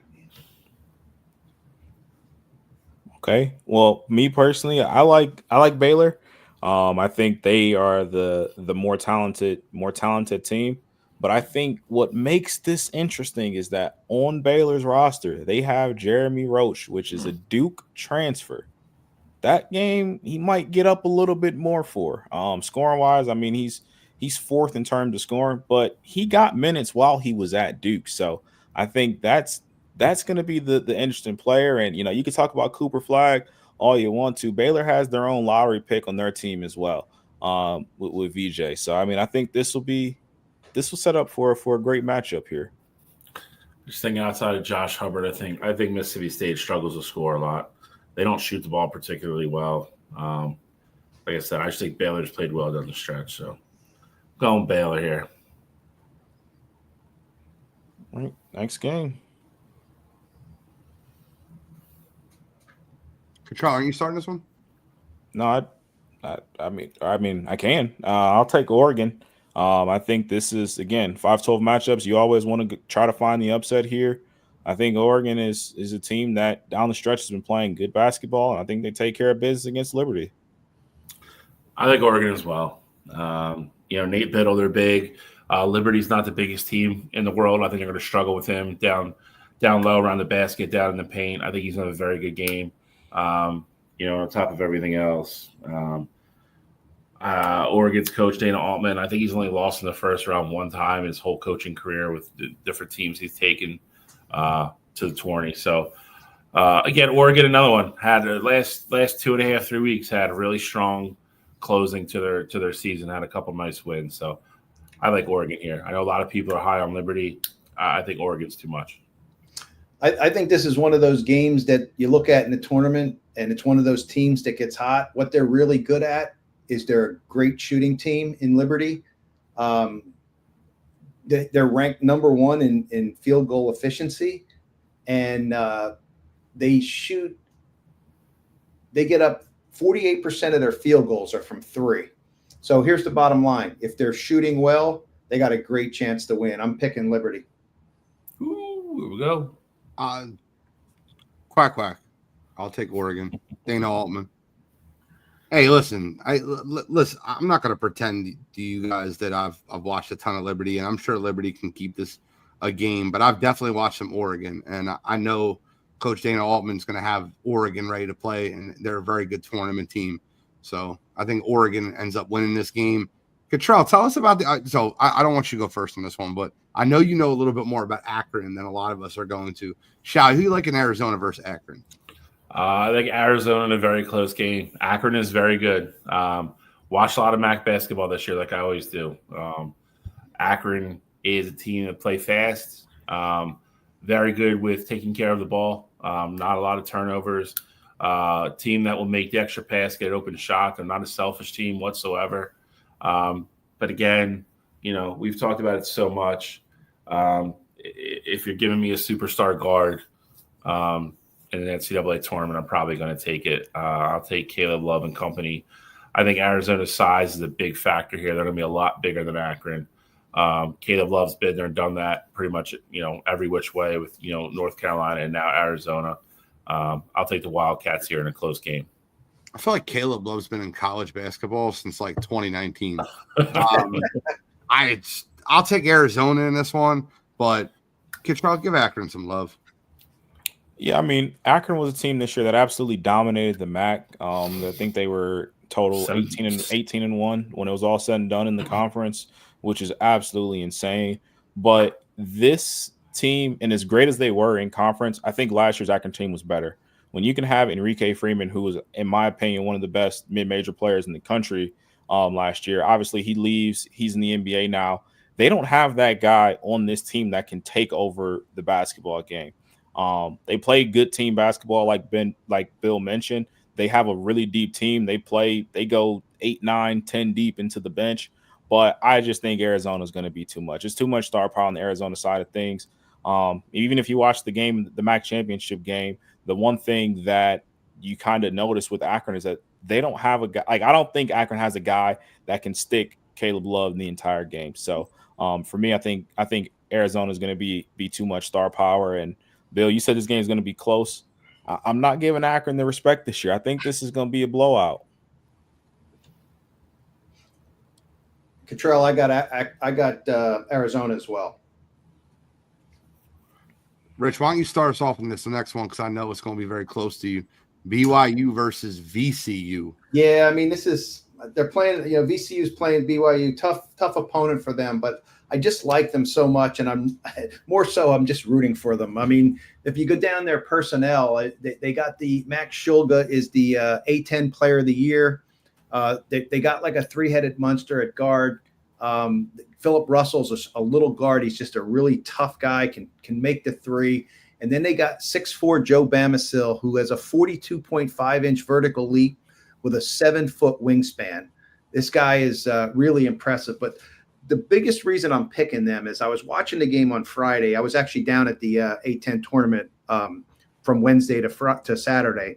And I was watching the game, and Dr. John Giannini was doing the game on TV, and he said VCU on 1/3 of the opponent's possessions, they either block a shot or get a steal. On 1/3 of their possessions. I mean, they're going to cause havoc, and I think I'm going to pick them to win the game. I hate this game is in the first round. I actually think this is probably the most exciting, probably the best game of all the first round games. Both teams that I was kind of high on coming in, I hate that they're playing each other. That being said, I'm going to go with VCU. I've been watching them for a while. Talked to them a bunch about Richie. As great as BYU's playing, I still think VCU's consistency and lack of mistakes, I think, keeps them in the game. And I think they could score enough. I think they can score enough to win. So, like Richie said, with their defense, I think as long as BYU doesn't have an exceptional night shooting the ball, I think VCU gets it done. So I'm going with the small upset here, and I'm going to go with VCU. Hey, I'd add one more thing. It's an East Coast game, and VCU travels very well. Their fan base will be there. I think you're underselling VCU. I think they're extremely physical. They're a very physical team. I think they're going to bully BYU. BYU is very touchy, right? They have a lot of guys that can shoot the basketball. I think VCU pushes them around. And if you watch the VCU in that A10 title game, they absolutely bullied. I like VCU in this one. I think VCU wins the game. Yeah, I going with the clean sweep here. I like VCU as well. I see Johnson called the comment saying it'd be close. They still had Shaka. I think he's very much underselling Ryan Odom. The job that he did obviously UMBC, we know, like, I feel like that's what really put him in the spotlight there. But even at Utah State, like, Rich, you brought up Matt Shulga. You got to remember that Utah State was a team that also made the tournament, and Matt Shulga was one of the players on that team that was, one of their best players. So, I mean, they have the experience, they have the coaching. I think they have what it takes here. I like VCU to move on to the round of 32. I mean, they're all seniors too. They all stayed together. They followed them, fifth-year seniors. Yep, and they followed them from Utah State. So I think that it's important and it matters. I think the fun fact is Richie Saunders, the BYU's best player. I don't know if anybody saw this. I thought it was hilarious though. But they were his great grandfather apparently invented tater tots. Taters. I'm fat, so I like tater tots. So I wanted to get that on the broadcast. It's fair. I don't know much about Montana. I don't want to pretend I know much about Montana. I will take Wisconsin. They played very well in the Big Ten tournament. I agree. Yeah. I just don't think Montana does anything well enough. Like a lot of these other teams we talked about, they either shoot the ball really well or they play great defense. I think Montana's very good. They're solid. Coming out of the Big West, I think Wisconsin's going to feel like they kind of gave the Big Ten away. So I think Wisconsin comes out with a little bit of chip on their shoulder. And this is a little bit more of a fast-paced Wisconsin team than you're used to seeing. I think a lot of people look at Wisconsin and are like, oh, a team holds you in the 50s and they play really slow. This Wisconsin team doesn't. So I think Wisconsin pretty big here. I like Wisconsin as well. Big reason was what Bill said. I don't think this Montana team does anything where I'm like, this is what they can do to, have a key to victory. I think they got too much. I think they take care of business and move on.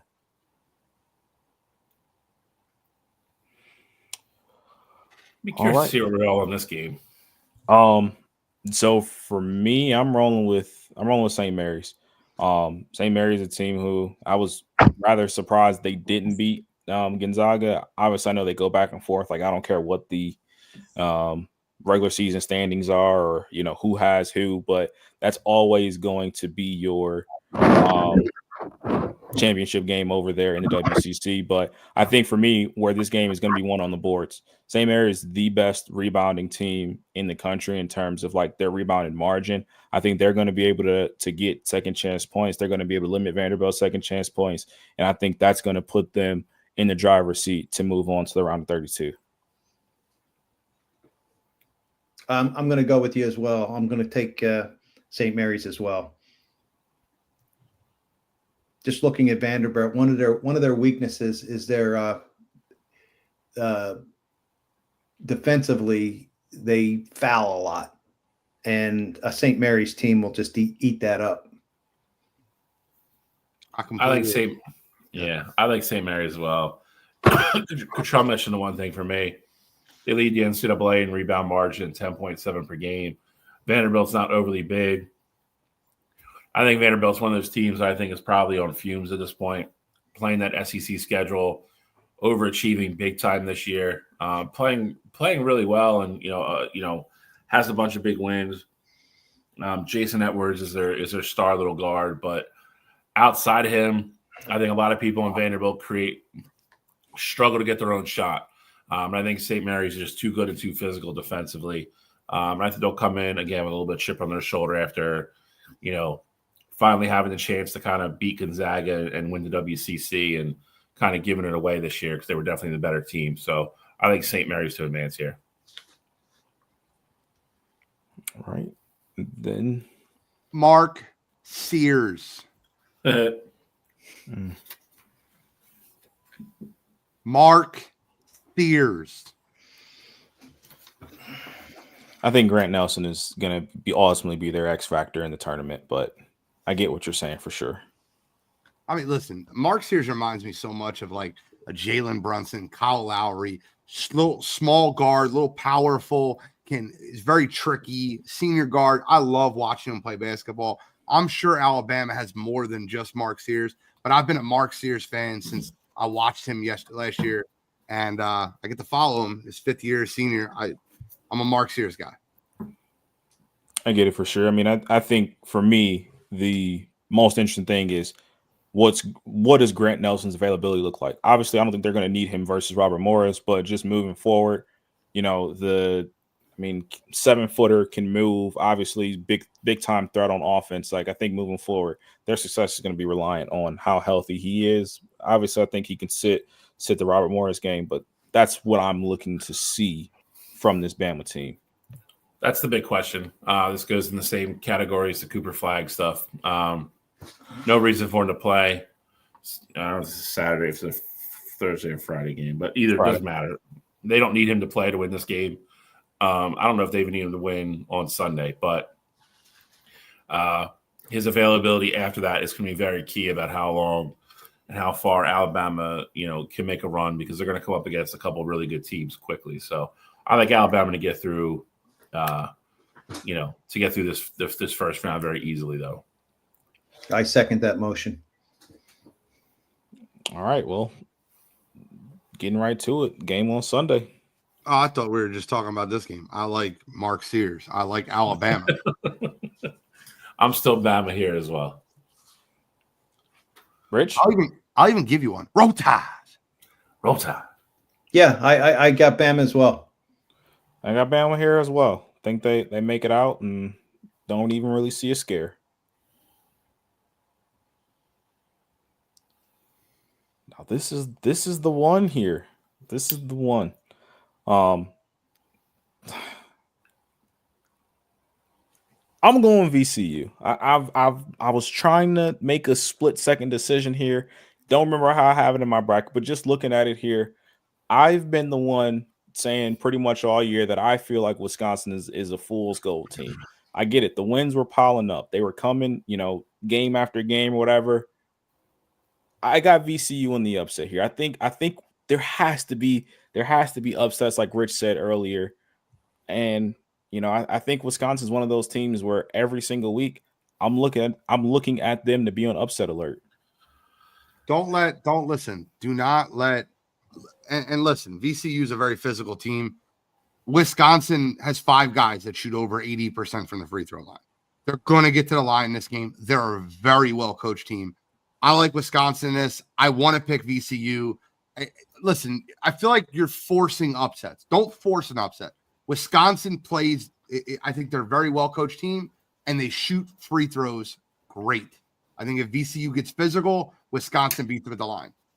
I'm just consistent with where I've been all year. I said, if you saw Wisconsin on your 2 line, you're licking your chops. And I think that means, obviously they're on the 3 line here, but I don't think VCU should be intimidated by Wisconsin at all. I'm going to agree with you. I'm going to pick VCU. I like their lineup. They bring a kid by the name of Zev Jackson off the bench. He's a Michigan transfer, could start on most other teams. 6'4", shoots the 3. When he gets to the rim, he's dunking on you. This is a very good VCU team. I'm going VCU here too. I took them that way in my bracket. I'm going to stay true to it. I mentioned a couple of minutes ago, it's not your grandfather's Wisconsin where they score 48 points, win a game. That being said, again, I think they went on that crazy run about 2/3 into the season. And they had a nice win here and there against Michigan State, but they've had a couple iffy losses too. They're still a little bit up and down. And that is what I love about VCU. I think they've been consistent. They've been dominant all year long. I don't think VCU is going to feel any type of way or feel overwhelmed by Wisconsin going on the court with them. So I always kind of favor the little guy when it comes to that. I think the onus and the pressure falls on the bigger team down the stretch than to make plays. So I'm going with VCU in a barn burner. I'll go like 72-69 VCU. Right.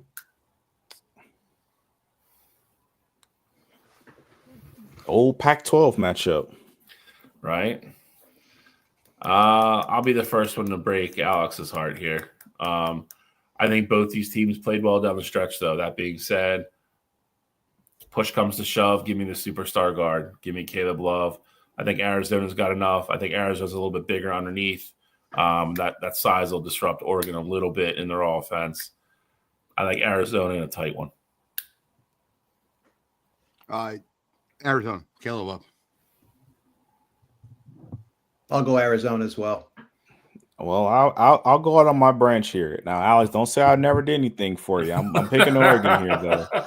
Arizona's a team that, they're a team that can look like they could potentially win a national championship, but other games they don't. So I'm rolling with Oregon. I like their consistency. I think they take care of business.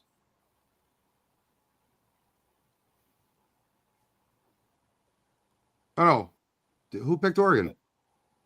Yeah, I was gonna say you just picked. I think me and Shally took Arizona. Yeah, you guys picked Arizona. Duke. I think this is gonna be a good basketball game, though. And if I'm being completely honest with you, I need to see Cooper Flag on the court in round 1, just because I want him to get the knock off the cobwebs, because I don't want him to be having to knock off the cobwebs versus Baylor. I still think Duke is too good. Proctor, I think as a whole, give me Duke. I like Duke here with or without Flag. I think without, I think it's a way tougher game, and I think Duke will have to probably raise their level of play a little bit. But I think the way they play defense, even with Flag off the floor, very aggressive, very in your face. I think they're going to slow Baylor down enough. And I think Duke still shoots well enough with Cooper off the floor to advance here. So I like Duke. I like Duke here too, but as we get further down the line, I want you to keep one thing in mind. Only 2 freshman-dominated teams have won a national championship. 2012 Kentucky, 2015 Duke. So keep that in mind. Inexperience is a concern. Their 2 non-conference losses that they had was to Kentucky and to Kansas. And it was down the stretch, they made a lot of mistakes. And that, again, that was earlier in the year, and certainly Duke has matured since then. But as these games get tighter, that's going to play a factor. Didn't Carmelo Anthony win the national championship? Well, it said Duke, not just having a freshman, a team that had a fair amount of freshmen.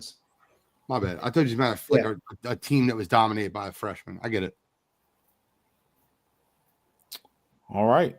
Well, we got Duke versus Arizona here. I like Duke, and I like them to win big versus Arizona or Oregon. I think Duke got the sweetheart matchups and the road to the Elite Eight, Final Four, whatever you call it there.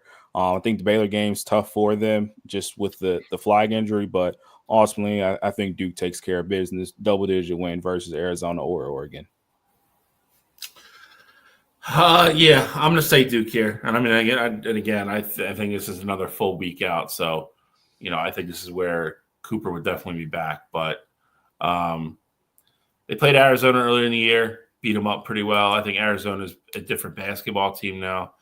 And again, I think the first time you're going to see Duke get in trouble, to Rich's point, is if you see a more experienced team drag them into a game where it's still a close game with 2 to 3 minutes to go. Then it turns into does one of the Duke freshmen throw the ball out of bounds, make a bad turnover, something like that. So, I think once you see a team really be able to drag Duke into kind of deep waters here, I think it'll be interesting to see how they react. I don't think it's Arizona, though. I think Arizona will play better than they did the first time. But, again, their struggles on defense is going to be, a blessing in disguise for Duke. I think Duke will shoot the lights out against an Arizona team, and I think they win handily.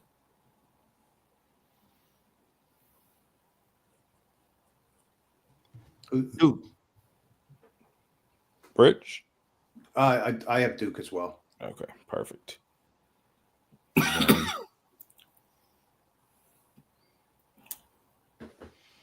All right, who's up? All right, I'm going to start this one because I just want to show you if you can see my paper. Can you see? I started off and I picked VCU, and then I canceled it out and I picked Alabama, and now I'm back to VCU. And the reason I'm back to VCU is Alabama lives and dies with the 3-point shot. I just feel like VCU is going to run them off that 3-point line, and they're not going to allow them to shoot. They're going to have to get stuff going to the basket. And I'm picking VCU, and it's a little bit of a homer pick, but I think it's a realistic pick. I think it's something that can happen. It may or may not happen, but I'm picking VCU. Damn, Rich got him in the Elite Eight.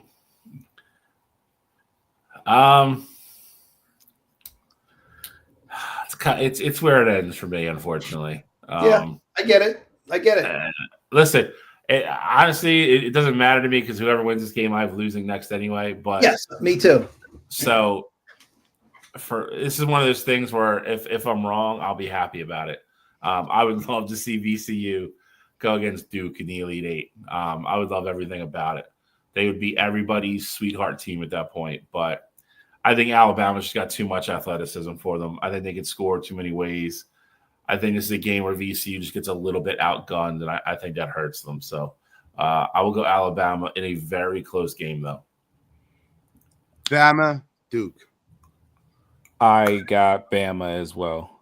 Mr. Rubber meet Mr. Road, and I think this is all she wrote. I like Bama, and I like Bama big here, unfortunately. But that sets us up for the 1 versus 2. I mean, we are so chalky. Give me 3 number 1s in the Final Four. Give me Duke. I'm going Duke as well. I think their defense is going to be the difference here. Mentioned it before. I think for as young as they are, they actually play defense on a very mature level. Everybody on the floor can guard 1 through 5, can guard man up.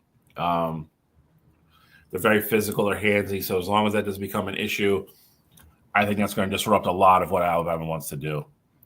So I like Duke here. The smallest guy in Duke's starting 5 is 6'6", and the smallest guy in the rotation is 6'5". I like Duke.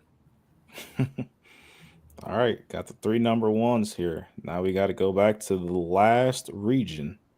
I'm just going to make this very clear. If we don't give a more in-depth breakdown of this region, it's because we have a show on our heels and we're over 2 hours in. So I apologize about that, but we're gonna have to move a little bit. All right. What's on our heels? Sports Report, 10 o'clock. Oh, we got plenty of time. They have to be in here at 9:45, but all right. We got Houston moving on here. I got Houston. Well, let's keep that one simple. All right. I'm going Zags.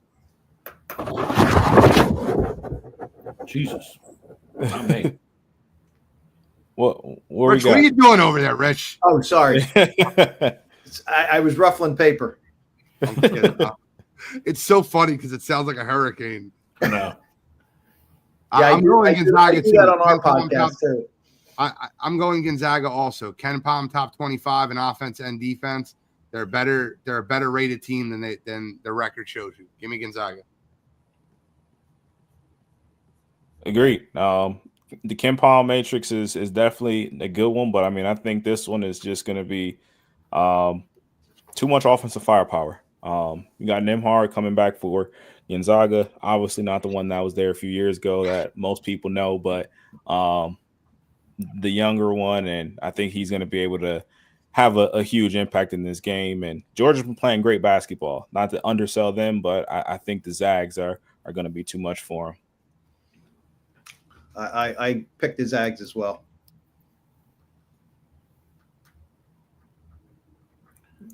All right, Rich, you want to start us off with this one then? I have Clemson over McNeese. Simply just much better team. McNeese is another one of those that a lot of people are falling in love with to pick Clemson. I don't know how many of those people have watched Clemson play. Clemson is very good. Clemson is one of the only teams that's been able to go up and down the floor and play physical with Duke and actually beat them on their home court. But that being said, a win against Duke is a win against Duke. So Clemson's very good. They're very solid. They're a little bit of an older team. I like Clemson here. I'll tell you right now, and as much as I like Clemson, McNeese is physical. They're strong. They're older. I think McNeese pulls the upset in this game. I think Clemson has a bad shooting game, and I think McNeese is out physicals a physical Clemson team. Wow, that's a big pick. I'm rolling with Clemson here. I think there's just too much talent on Clemson's roster. I think, Gene, that's exactly how the game's going to go. You got two physical teams there, but I think once that happens and, you get into the matchup there, typically when it's strength versus strength, the team that has more talent wins. And I think that's going to be Clemson in this matchup. I'll say this, right? For McNeese to win this game, you'll have to know who DJ Richards Jr. is after the game. That's all I'll say. Purdue High Point. Another game that a lot of people think this is, again, there's a lot of people picking this bracket. They think this is the one that can go upside down. With a lot of top seeds going out early. A lot of people are picking High Point over Purdue. I saw High Point win one of their tournament games. I think Purdue's just going to outclass them. I think Purdue has a tendency to kind of be a Jekyll and Hyde team, but I think if they show up for this game, I think they win this game.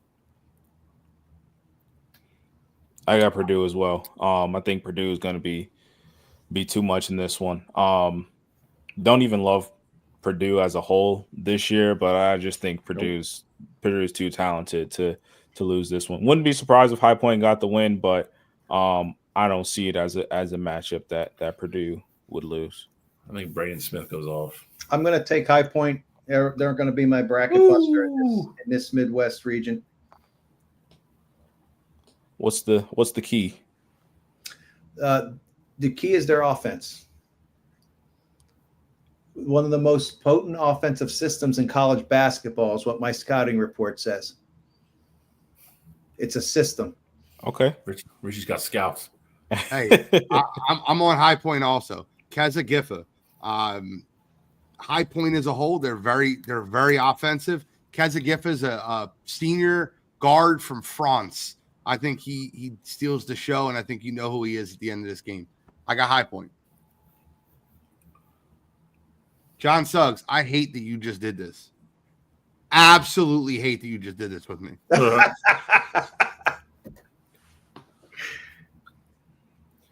All right, Gene. Well, you picked the last, so that's fair. So I have Xavier beating Texas, and I have Xavier beating Illinois. So I have Xavier in the 11-6 over Illinois. I have Texas beating Xavier, then I have Texas beating Illinois. That's so funny. This is going to be weird because I have Texas beating Xavier, but I have Illinois beating Texas. It's up to you, Richie. Whichever way you go is where we're going. I have the same as Cottrell. God damn it. So you got. We're going to go with the 11-6, and we're going to pretend it's Texas. Yeah, so we're going to say it's Illinois, Texas, but they both went Illinois, so I guess we're going Illinois. Oh, they both went Illinois. Yes. Okay, fine. That makes it a lot easier for our bracket. What? To go what? Illinois? Illinois. Yeah. Okay. I don't know about the men of Troy, but this is one of those teams I don't know much about, so I'm going to go Kentucky. But trust me when I tell you this. If you watch Kentucky play basketball, particularly in the SEC tournament, if they get pressed versus a good team that understands how to play press basketball, they're in trouble. I don't think they're a well-coached team at all. I think after Calipari's left that team, I don't think they're well-coached. I think they're talented, not well-coached. I'll take Kentucky because I don't know who Troy is. I know Troy. He works with me. He's kind of boring, but give me Kentucky. I think it's weird because I think Troy is I don't know if Troy presses that much. I've seen them play sporadically, but they're solid. I'll tell you what else Kentucky doesn't do. They don't play defense. So I don't know if Troy's a team that's going to be able to run up and down the court and get in a gunfight and a shootout with them. If you're a Kentucky fan, though, just buckle up the pants, man. It's going to be a long couple weeks. You guys might lose in the first round. You might make the Final Four. I honestly don't know. They run up and down the court and just kind of chuck it up and wing it, and they just kind of play as it goes. So I like Kentucky here. I just don't think Troy has the firepower or matches up with them well enough defensively to get enough stops. against Kentucky. I just don't think anything is going to look real comfortable for Kentucky in this tournament. I got Kentucky here as well. I think they're going to be able to fill up the stat sheet, and even if it is a sloppier game for them, I mean, Kentucky's a team that could score 90 points in regulation. So I like them to move on in this matchup against Troy.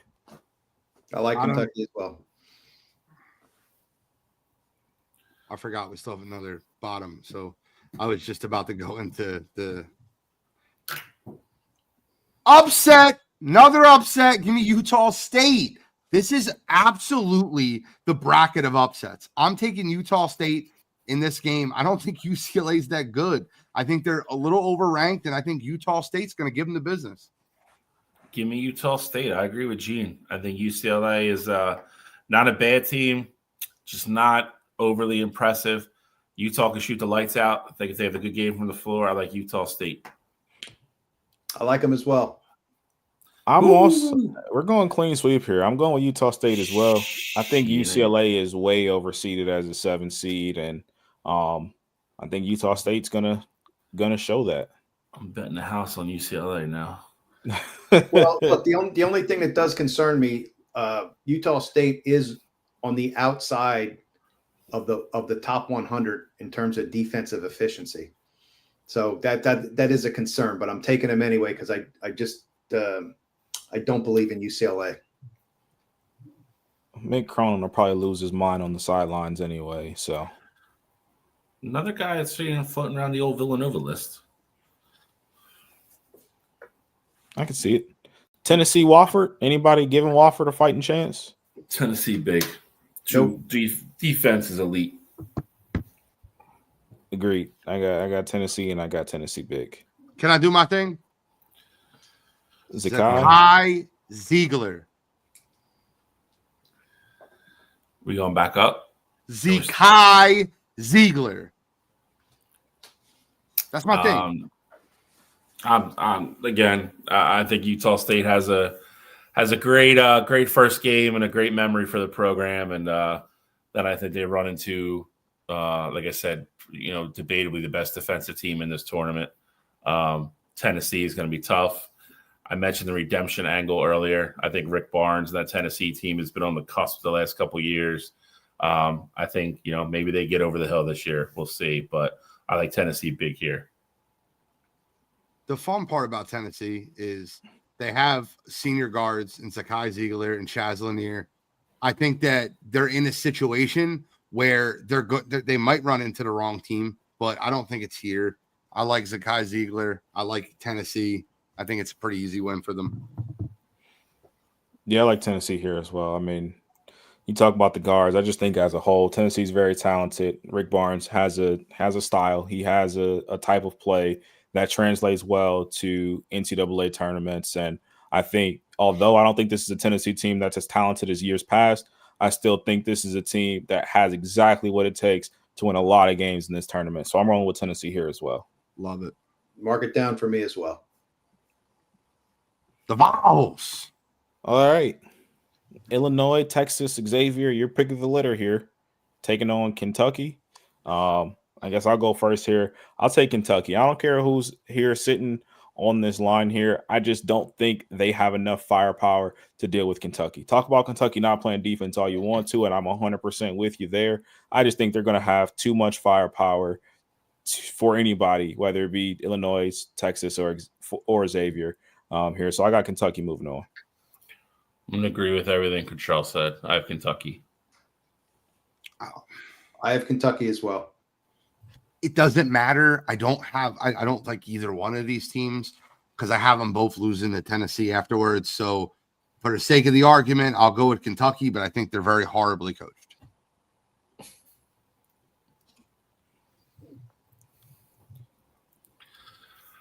I'm going Clemson here. I like their overall kind of game versus Purdue. Like I said, Purdue, I think, has a tendency to kind of go away and hide sometimes. If you can slow down what's his face a little bit, I think that supporting cast can struggle to could struggle to put up points consistently. I like Clemson. I like their defense. I like their length. I like their height.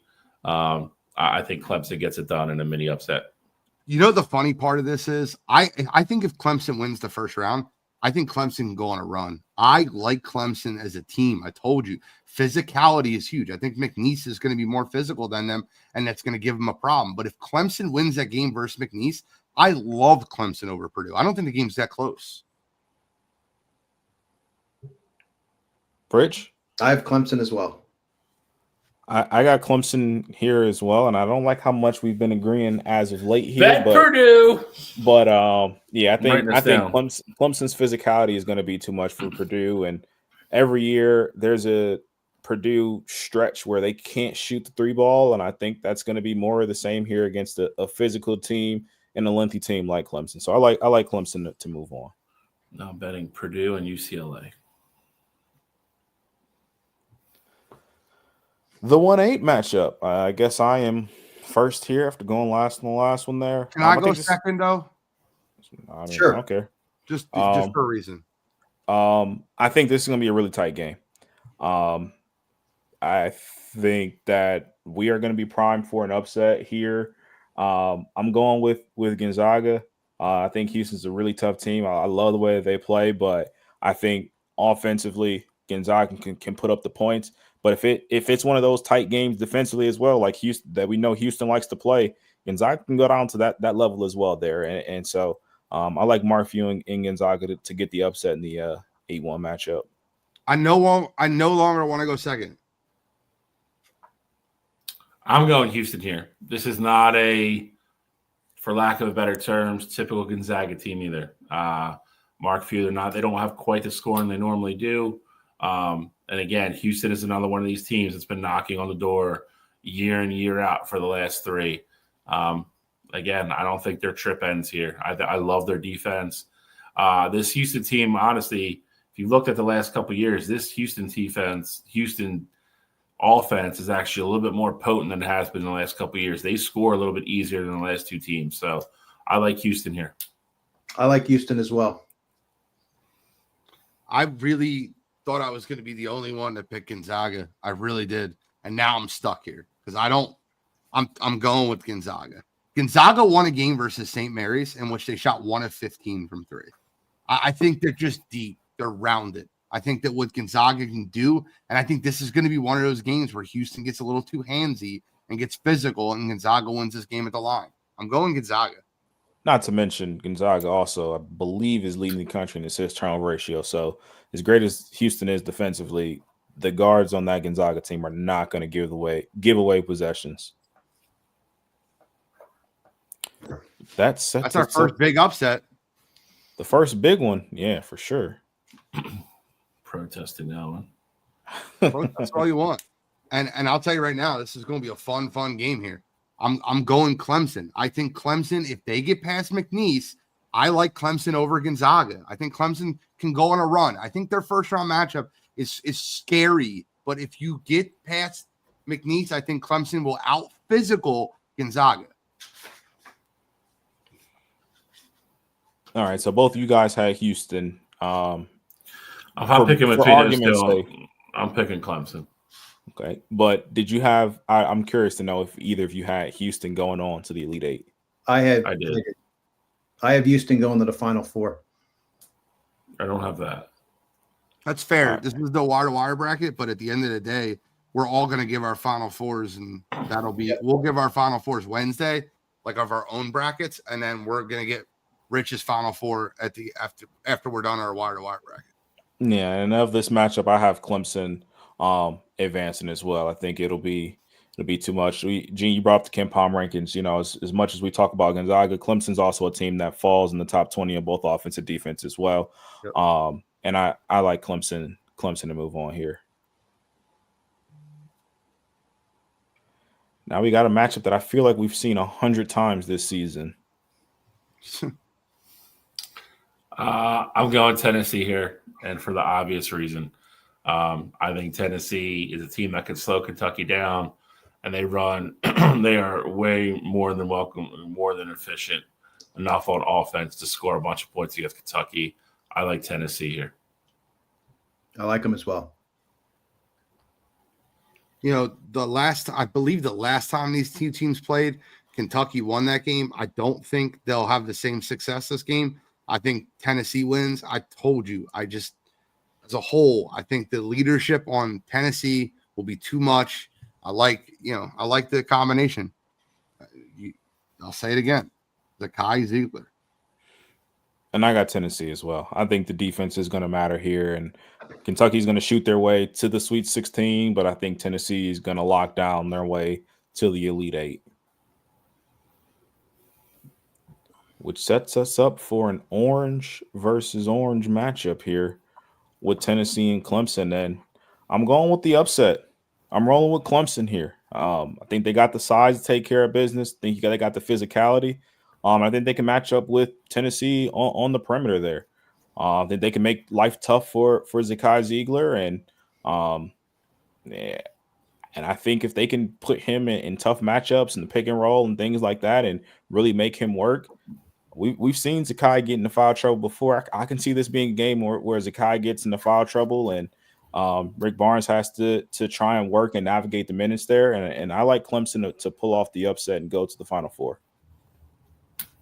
I actually have Tennessee in my Final Four, so I'm sticking with Tennessee. Too much defense, and again, I think Clemson is going to struggle on the offensive side. So I like Tennessee to get it done. I think Rick Barnes is in that same category as Bruce Pearl and a couple other guys that have just been so close so many times before, and I think this is his best team. I think he gets it done.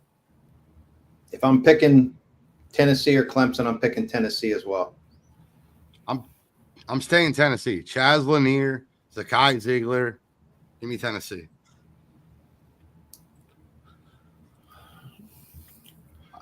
We're at our Final Four, and an SEC Final Four over here with Auburn going up against Florida. This is a fun matchup. We've watched this matchup before. I'm going to go with the opposite of what I'm going to go with Auburn. I'm going to go with Auburn in this game. I think this is a great game, and I just don't know if Florida can go on a run in which they win. I think their last 3 games in the regular season, they win the SEC tournament, and then they win. There's just too much to happen. I'm going to go Auburn because my rule of conference champions going into the NCAA tournament. I second that motion. I'm picking Auburn as well. I'm rolling with Florida. I got Florida rolling on. I think their brand of basketball just translates so well. Not saying Auburn's doesn't, because I think this will be a phenomenal basketball game, but I just think Florida has it clicking on all cylinders right now.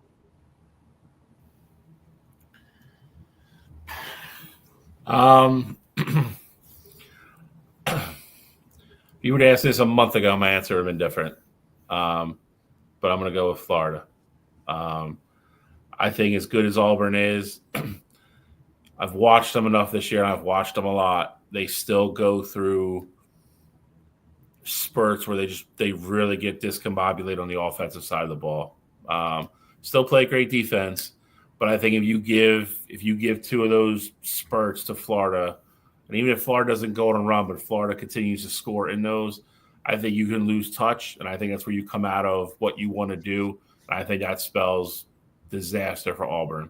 I like Florida to advance to the national championship game. Then on the other side, you got Duke versus Tennessee. Chow, you're up. I'm going to make this pick, assuming that everybody's healthy. As much as I hate to make it, I'm going to go with Duke. I think Cooper Flagg's just been undeniable. And as much as I love Tennessee and the way they play and their senior guards and their defense, Duke is very good defensively. I think at this point, if as a young team, if they've had any kind of jitters or anything, I think they're gone by now. And I just like Duke's offense better than Tennessee's. I think it flows better. I think they shoot the ball a little bit better. And again, I think Cooper is the X factor. So I'm going to go with Duke. Cooper Flag. Give me the Dukies, baby. Rich? I'll take Duke over Tennessee. And I would also be taking Duke here. I just think that they got the X factor, man. I don't know how you stop Cooper Flag in this situation. You know, we talk about Ziegler and, you know, that Tennessee team. I just think Duke would have a counter for everything that Tennessee would be able to throw their way, which sets us up for a Florida Duke final. And for me, I'm rolling with Florida. I think Florida is a team that is, I don't want to say unstoppable because obviously we've seen them get beat, but I think they're playing their best basketball as of right now. Not saying Duke isn't. They've been playing great with Coop, without Coop. They've been phenomenal. I think this will be an all-time great, you know, national championship game. But I like Florida to get the job done and take care of Duke in the Natty. I like Florida as well. Hold on. Let me make it dramatic because I think you guys know where I'm going. This way, Shally can make the decision. I'm going with Cooper Flag. I'm going with Duke. Give me the Dukies, baby, to cut down the nets. I'm going with the Florida Gators. I think this is one of the first. You didn't even make it dramatic. Come on, Shal. I set you up. I lined the pins up. You don't even knock them down. Nobody knows. Everybody knows I'm not picking Duke. It's against my religion. I think this is the first game where it becomes very noticeable that Nelson's out for Duke. I know Cooper will be back. He should be fully healthy by then.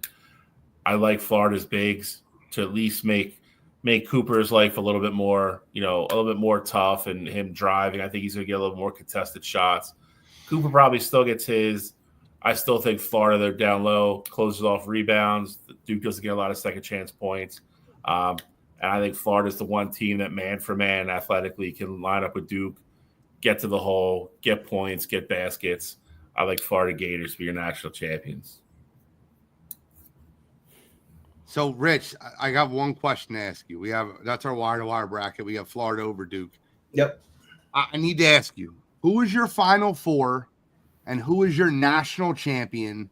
Rich, it's been such a pleasure listening to you. I appreciate all the notes that you've brought, all the stats. I mean, absolutely awesome listening to you. And I'm sure our listeners can say the same. We've had a very successful show based on our viewership on all platforms. So, Rich, give us your Final Four. Give us what you think will happen. Okay. All right. Well, listen, first of all, thank you for having me. It's been fun. It's been a great time. Appreciate you guys asking me to come on. Final Four, Houston playing Duke, with Houston beating Duke, and Auburn beating Florida, with Auburn winning the national championship over Houston. So all four number ones. The last time that happened, ironically, was the last time they were in San Antonio. And I didn't pay attention to the fact that they were all number ones, even though I just literally didn't even realize that until you said it. But that's the thing, though. Like, I think, you know, outside of Houston, I mean, even Houston belongs in that category too, but all four number ones not only are playing their best brand of basketball right now, they've been really consistent throughout the entire year. So, like, I don't even think it's crazy. You know, we talked on the show last Wednesday and really throughout the college basketball year about how, you know, there's 10, 12 teams that can win the national championship this year. I don't think it's crazy to just say, hey, the you know, creme de la creme, you know, the cream of the crop there, like, those four teams are going to be there. Like, I don't think that's crazy. A lot of years I don't see it happening, but this year is 100% one of those years I could see it happening. I agree. I cannot wait till Thursday. It's going to be an incredible day. I have the whole day lined up. Me and 3-4 buddies going to be watching. We got 3 TVs lined up. It's going to be a day, and we'll still give our Final Fours on Wednesday night like we always do. We'll still be giving our last minute. But if you can do me a huge favor, if you're in the chat, if you know a friend, if you know someone doing a block pool, if you like Wire to Wire, I need you to do me a favor and share us out, buy a bracket, help support us. It helps us grow. John Suggs, I'll post the Venmo again if you need it. Matt Godfrey, I appreciate you asking the question earlier. Listen, it's easy to do it. We have the link posted right on the Wire2Wire Sports Podcast Network page. I'll share it to whoever you want, however you want. It's $20 on Venmo. That's it, $20. And if you don't have Venmo, hit me up. I'll find another way to get it. Wire2Wire Sports Pod, P-O-D, on Venmo. Send that $20 over. You can buy as many brackets you want. You can give your fun bracket. You can give your hard bracket. And here's the one thing that I'll let you all know. Myself, Cottrell, and Bill, our brackets will not count, but Rich's will. So if you want to take down Rich, you want to take down the Giant, the 4 number ones, you go try to take him down this year. But myself, Uncle Shally, and Cottrell, our brackets will not count. It'll be the top listener bracket. So any final comments? We got a show behind us. I've really 2.5 hours is awesome. I'm so glad we didn't attempt to do this on Wednesday. You can't. This is how we have to do it from now on. Yeah, no final thoughts for me. I mean, I'll be really interested to see after the playing games are finished. Depending on who's there, if I change any of my picks there, or see a different route happening. But outside of that, I'm ready for the madness. Richie, plug your show again one more time before we go off. It's simply, if you go to YouTube and go to LaSalle Explorer 51, and then you click on the there's going to be a link that comes up for the Explorer's Den, and you'll be able to see all of our content there. Awesome. We did a nice, like I said, tribute to Fran Dunphy that was really enjoyable, and a lot of people seem to like. So if you get a chance, take a look at that. You're awesome, Rich. Really appreciate talking basketball with you. Absolutely. Super knowledgeable guy. We'll be back, literally less than 48 hours. Myself, College Cottrell, Scholastic Shall will be back. Tune into the sports report. It happens in 23 minutes if you're tuning in. Those guys are ready to rock and roll tonight. We got to hop out. I appreciate everybody tuning in. Any final thoughts, Cottrell? I got nothing, sir. Any final thoughts, Shally? Nah, good luck with your brackets, everybody. Good luck with them. Let's see how let's get as many brackets in as possible. I'm the NFL genius in this for this show and just this show only. It's Diaper Dandies.